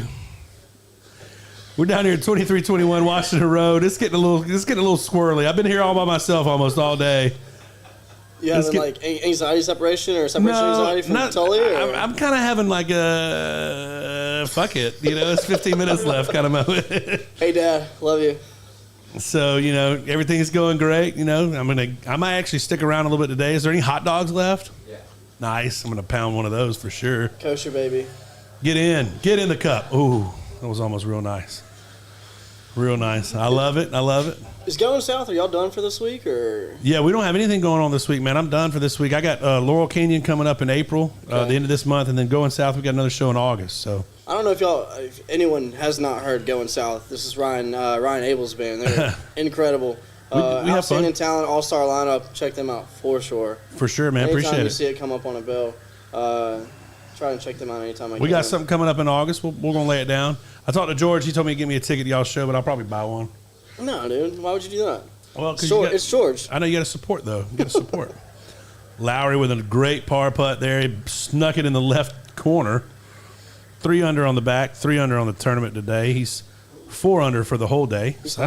He's making it happen. He's tied for second with Schwartzel and M. Sungjae, both in. Of course, Scheffler's playing 13. You'd have to think that's a birdie hole unless he gives one back a little. Matsuyama's playing with him on 13. So yeah, I went to the tournament yesterday, and nice. It was great, beautiful course. I mean, the weather was nice. We picked a good day to go. But the thing that I enjoyed the most about being out there is that it did not matter what Tiger Woods did. If he bogeyed or sliced the ball, people were just going crazy. And it's like, it's just, I guess, I don't know, a good comeback story or. So they're showing the amateurs. It looks like Nakahima and Greaser are tied. +7, so I don't really know how that works for who gets to win the low amateur. Kita Nakajima is the number 1 ranked amateur in the world. Just signed to TaylorMade. I saw it live in person Tuesday night. Good kid. Doesn't speak a lick of English. Shot a 79 today after going even yesterday for 72, so tough second day. Max Homa's all over the place today. Yeah. So the cut is still at 4 over, and Max is at 4 over, going to 17 now. So it's going to be interesting to see who walks it in. It's going to be interesting to see if Scheffler can increase his lead or if it sticks around close. Now, did I hear correctly that you bet Tully that Scheffler would not make the cut? Oh, I didn't bet. It was a hot take. Okay, just didn't put any money down. No money down. No money. I did lose $20 today on Abraham Answer playing like ass.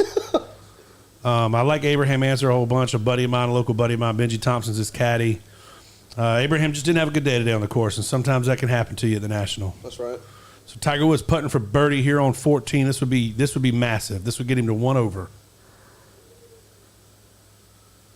He made it. Oh, hell yeah. Oh, watch out, boys and girls. Here we go. Birdie for Tiger on 14, 13 woo. and 14. Going to 15. The woo. He's feeling it a little. He's walking a little faster. I like it. I like the swag. 16 is extremely birdieable today. 15 is accessible as well as always. Now, did you say he kind of strained his back a little bit yesterday, or? No, he didn't. Louis Oosthuizen strained his back, which is why he had to withdraw. Okay. Tiger hasn't. I haven't seen Tiger, have any problems with his back. A little. He let go of the club on one swing, but I think it was the swing more than anything grabbing him. Right. So Neiman just bogeyed there, so he drops. Oh no, he birdied 14, but he bogeyed 13, so he gets it right back to 3 under. Great response hole, bounce back hole. Tiger going to 15 here to tee off. This is going to be a big hole for him. It's a big hole. If he can somehow, some way get to even par today, I think he's got to feel excellent. I think he's got to feel really great about his chances in the weekend. Do you know, I mean, I've heard a little bit of conjecture, I'm not really sure, but what was the situation with Phil Mickelson and why he didn't play this year? So Phil put his little foot in his mouth earlier this year talking about the tournament in Saudi Arabia. They were trying to put together like a super league where it's massive payouts, smaller tournaments, but massive payouts. Right. And he got in trouble talking about Saudi Arabia. I don't know the exact quote, and I don't want to paraphrase, but he basically called Saudi Arabia out for some of their politics and some of the way they handle some things with homosexuality. Right. And other things. But then he also said some derogatory stuff about the PGA Tour itself, hoping to leverage that tournament against the PGA for better earnings. And right. It really just did not come off well. But Tiger birdied 14. Bash. Ooh. Tiger birdied 14, so he's back to 1 over. 1 over. Oh, he's +1. +1. Hell yeah. Go Tiger. Where you going all those gummies, Millhouse? I thought that was Capri Suns. I was like, oh yeah, stop over here. Either way. Hey, again, big love to Augusta Hemp Company, man, taking care of us all week, making sure we have food, everything's going well, man. Big love to those guys. Check them out on AugustaHempCompany.com. Where are they based? Augusta, baby, right here. You're at their home spot. Oh, that's Scheffler. Oh, he's so wide right. I don't know. Well, that could have been worse. I don't know where he is. I don't think I've ever seen anyone there. It's on the fairway. He's got, well, it's not the fairway, but he's got plenty of green to work with to try and get it up and down for birdie. He's in the photographer pit on 15. All those guys got to get out of the way. Just above his feet. Oh, his feet slid out from under him again. That happened on the drive, too. Is his shoes losing the grip? Is it getting wet down there? That is the lowest part of the course, that little 13 right there where Rays Creek comes. Tiger Woods drive on 15. He needs to keep this out to the right center so he can go for it. Cut. Maybe sit a little. Oh, yeah. Yeah, that's fine. Oh, yeah. That's the woo. That's the woo. He's sitting out there in the middle. That's racist, but okay. Wow. Unbelievable. I'm so glad that America could not hear that comment. It's like Cam Smith's throwing up there on 15. He must have laid up. He's going to try and spin it in tight. Great shot. That's a birdie putt for Cam Smith, and let's be honest, he needs it. He has not played well today. Shot a 68 yesterday. The guy kind of reminds me of Beetlejuice. Cam Smith reminds you of Beetlejuice? Yeah, slightly. Cam Smith reminds me of... I don't think Cam Smith reminds me of anything. He's his own creature. He is. He's most certainly. Speaking of, I saw not a big fan on it anymore, but I saw Quinn from the Impractical Jokers yesterday in the bathroom line. Oh yeah, that's probably the highlight. Why are you not a big fan anymore? Kisner's got it back to 3 under today's even par through 15. Hell yeah, Kiz. I mean, years ago, back when everything was raw and organic, and you could kind of tell that you were getting like real reactions from people. Like it was cool, it was funny. Right. They were clowning people, but then as they gained popularity and they started to lose some of that, that raw feel, and it became staged and scripted, and I'm not into that. Word. But I've never watched that show. Really? Am I missing anything? No. Apparently really. not anymore. Bum bum bum bum. So y'all gave Tully the day off. No, Tully didn't ask permission to go to the course. He just went. But let's be honest. I don't think anyone was upset about it. I didn't miss him. I've missed him. I've missed old Tully over there. He's my safety blanket. I can throw it to him at any time, and he's got my back with short words of wisdom. But he's at the course, man. Who can blame him? I don't blame him. No, That's an easy conversation seller. That's an easy. Yeah, see you, bro. he's wearing the crown right now. I asked him, so how do you feel about being a podcast personality? He's like, well, I'm really just the golf guy. So is he carrying that weight? I think he's the golf guy for sure. He's the one that we go to and we say, hey, what would you hit with this? How would you hit this shot? Yeah, that's exactly who he is. Kevin Nas over the green. It looks like 17. I can't tell. A little too much club.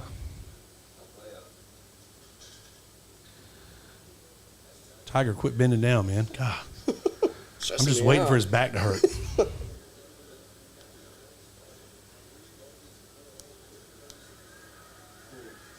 It's incredible.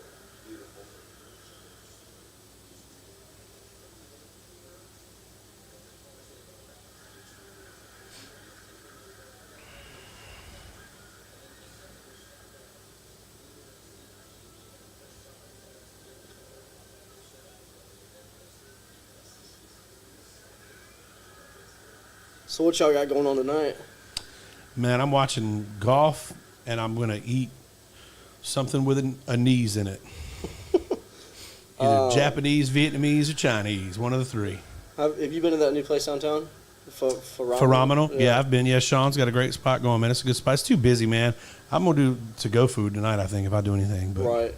I went to a barbecue barn over off Atomic Road. Yeah, North Augusta. Yeah, barbecue barn's good. Incredible. I thoroughly enjoyed it.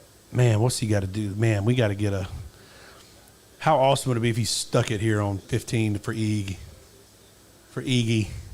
Stick it tighter. Oh, he's going for it. He's got the wood out. Put it past him. He just birdied out. He's got the wood out. Oh, well, birdie. He's getting hot. If you birdied out from 15, that would mean he would birdie out from 13.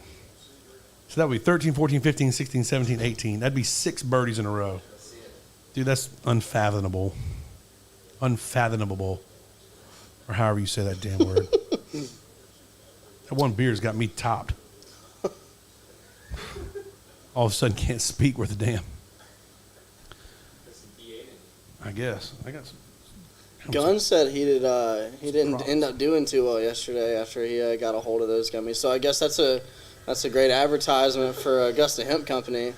Ate 125 milligrams of some Delta 8 gummies and was no longer functional, lost all motor skills. Who is this? Dylan Gunn. He came up here yesterday and ripped a pack up and ate all of them. He's like, What a moron. It's Delta 8, I'll be fine. And then he was incoherent. Here's the woo right here from 250 out on 15. Oh, be there. Be there. Oh, it's tailing a little, but be there. Sit. Sit.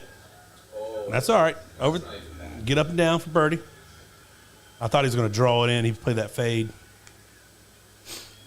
We might have to go over 6 o'clock because I'm going to watch what happens on 15 and 16.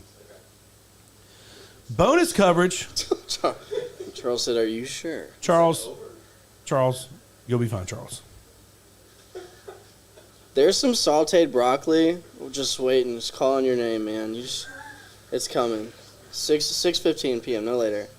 Oh, Sunday we're going until the tournament's over, right? Take that, Charles. I have a beard in my mouth. Just so y'all know, your top of your head is visible on the camera. Yes. So is the top of my head visible? Yeah. Nice. You did suggest is the I Bobby wear a Jones green hat. logo right here? Is the Bobby Jones logo right here? It's right behind you. So I'm blocking the logo. Is the fox just like floating around? Oh, that is way outright. Way outright. Settle. It's actually not as bad as I thought. I was gonna wear a morph suit. So Joaquin Needham's dead right here. He's deep right. Tiger's just a little over the green. Kisner for birdie on 16 to go 1 under. Oh, give it to him, Kiz. Clausen's clapping somewhere right now. 1, 2, 3, 4, Which one? 5, 6, 7. 7 birdies today for Kiz. 3 bogeys, so 4 under today. 1 under for the tournament. Again, just 4 shots off, baby. I'm telling you, man, as long as Scheffler doesn't run away with it here on 13-15, when it doesn't look like he's going to do much on 13, they keep it within. If Scheffler finishes around 5, maybe 6 under, anybody who's even or better's got a shot. Got a shot, for sure. And what's the weather going to be like for us this week? Cold tomorrow. Yeah, windy too, right? No more wind. No more wind? No more wind, but cold tomorrow and beautiful Sunday. Mary Liz said it was going to be 72 and sunny on Sunday. Love that. So that means people might go low. Just like that rap song, Get Low. Yeah, she said the lows were in the upper 30s. Piss on that. Yeah, it's going to be like high 40s, low 50s while we're playing tomorrow night. So I'm super stoked for that. Can't wait. Can't wait. Hands are going to be freezing. Yeah. That's the one reason why I don't know if I'm coming. Dude, we're giving out complimentary hot hands. I don't want to hear it, Ryan. Are you giving out complimentary hot chocolate? Because now we're talking. Okay, I can make that happen. I'm just kidding. Bailey's? I'd bring my own hot chocolate. I have a thermos.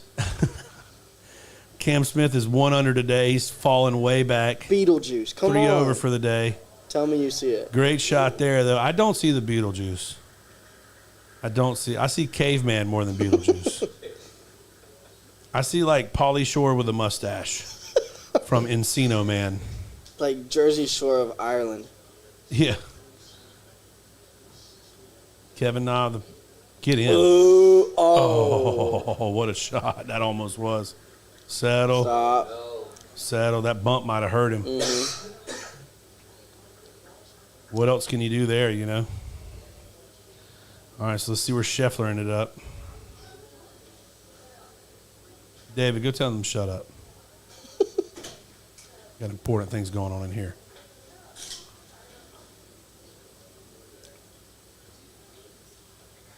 Hey, I'm sorry. What are the odds that you get me another screwdriver? 0. We're about to go off. Is it 0? Yeah. We're about to be done. Get your Delta 8 seltzer. Ooh. Don't give all my Delta 8 seltzers away now. Tully enjoyed those. He spoke highly of them last night. They've actually, pretty much everybody spoke highly of it. Scheffler does birdie 13. Ruh-roh. 6 under. His irons are hot. Yes. He's playing pretty well, buddy. Playing pretty well. It's Joaquin. Settle. Settle, settle, settle, settle. See ya. Going to be still on the green, but putting lengthy. You know lengthy. Forrest Oakland, yeah? Yeah, I'm sure all y'all do. I went with him. He took me yesterday, and he was telling me that one of his buddies' dads created the company called Subair, and that there's just like ventilation systems put in underneath the greens, and most of the fairways at the National, and it can kind of like It's under all the greens. Yeah. Yes, Sub-Air is right.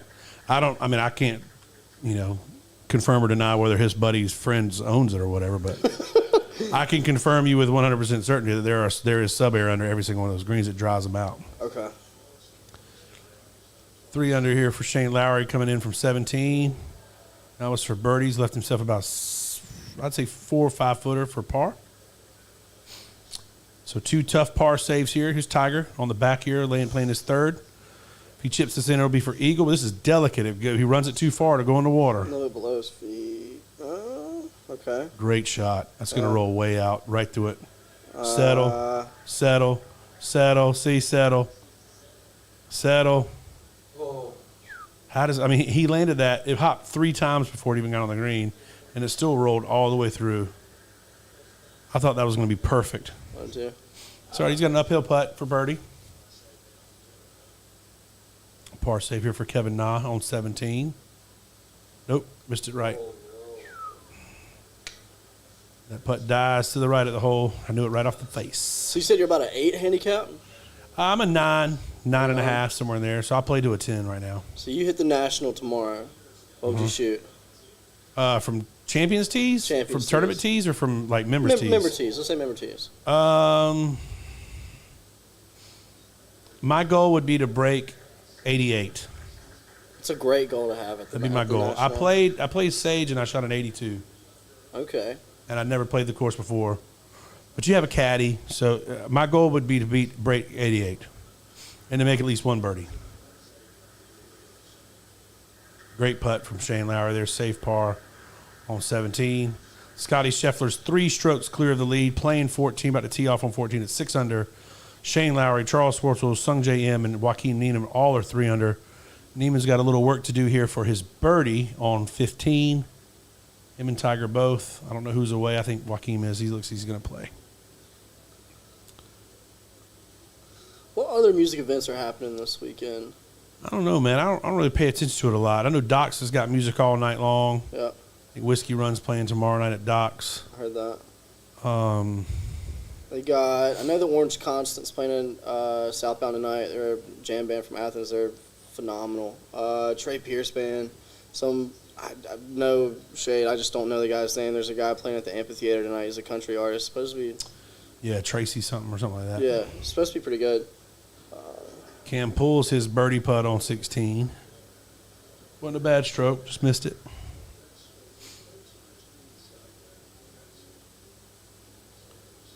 So Tiger here is setting for his birdie putt on 15. This would be a little magic here. This is a little lengthy here. It is uphill. He's done it before. But it would be some magic. Big left to right sweeper. David Bash is out of frame right now, but he is short. Oh! Just broke on him. Just broke on him a little bit there. Missed it to the left. It's not a bad putt, though. It's going to tap in for his par. Again, 16 is still makeable. Trying to get him to even. He'll do it. But let's see. It's 6:04. Let's go ahead and sign off for today. Just for you, Charles. I don't want you throwing shit at me.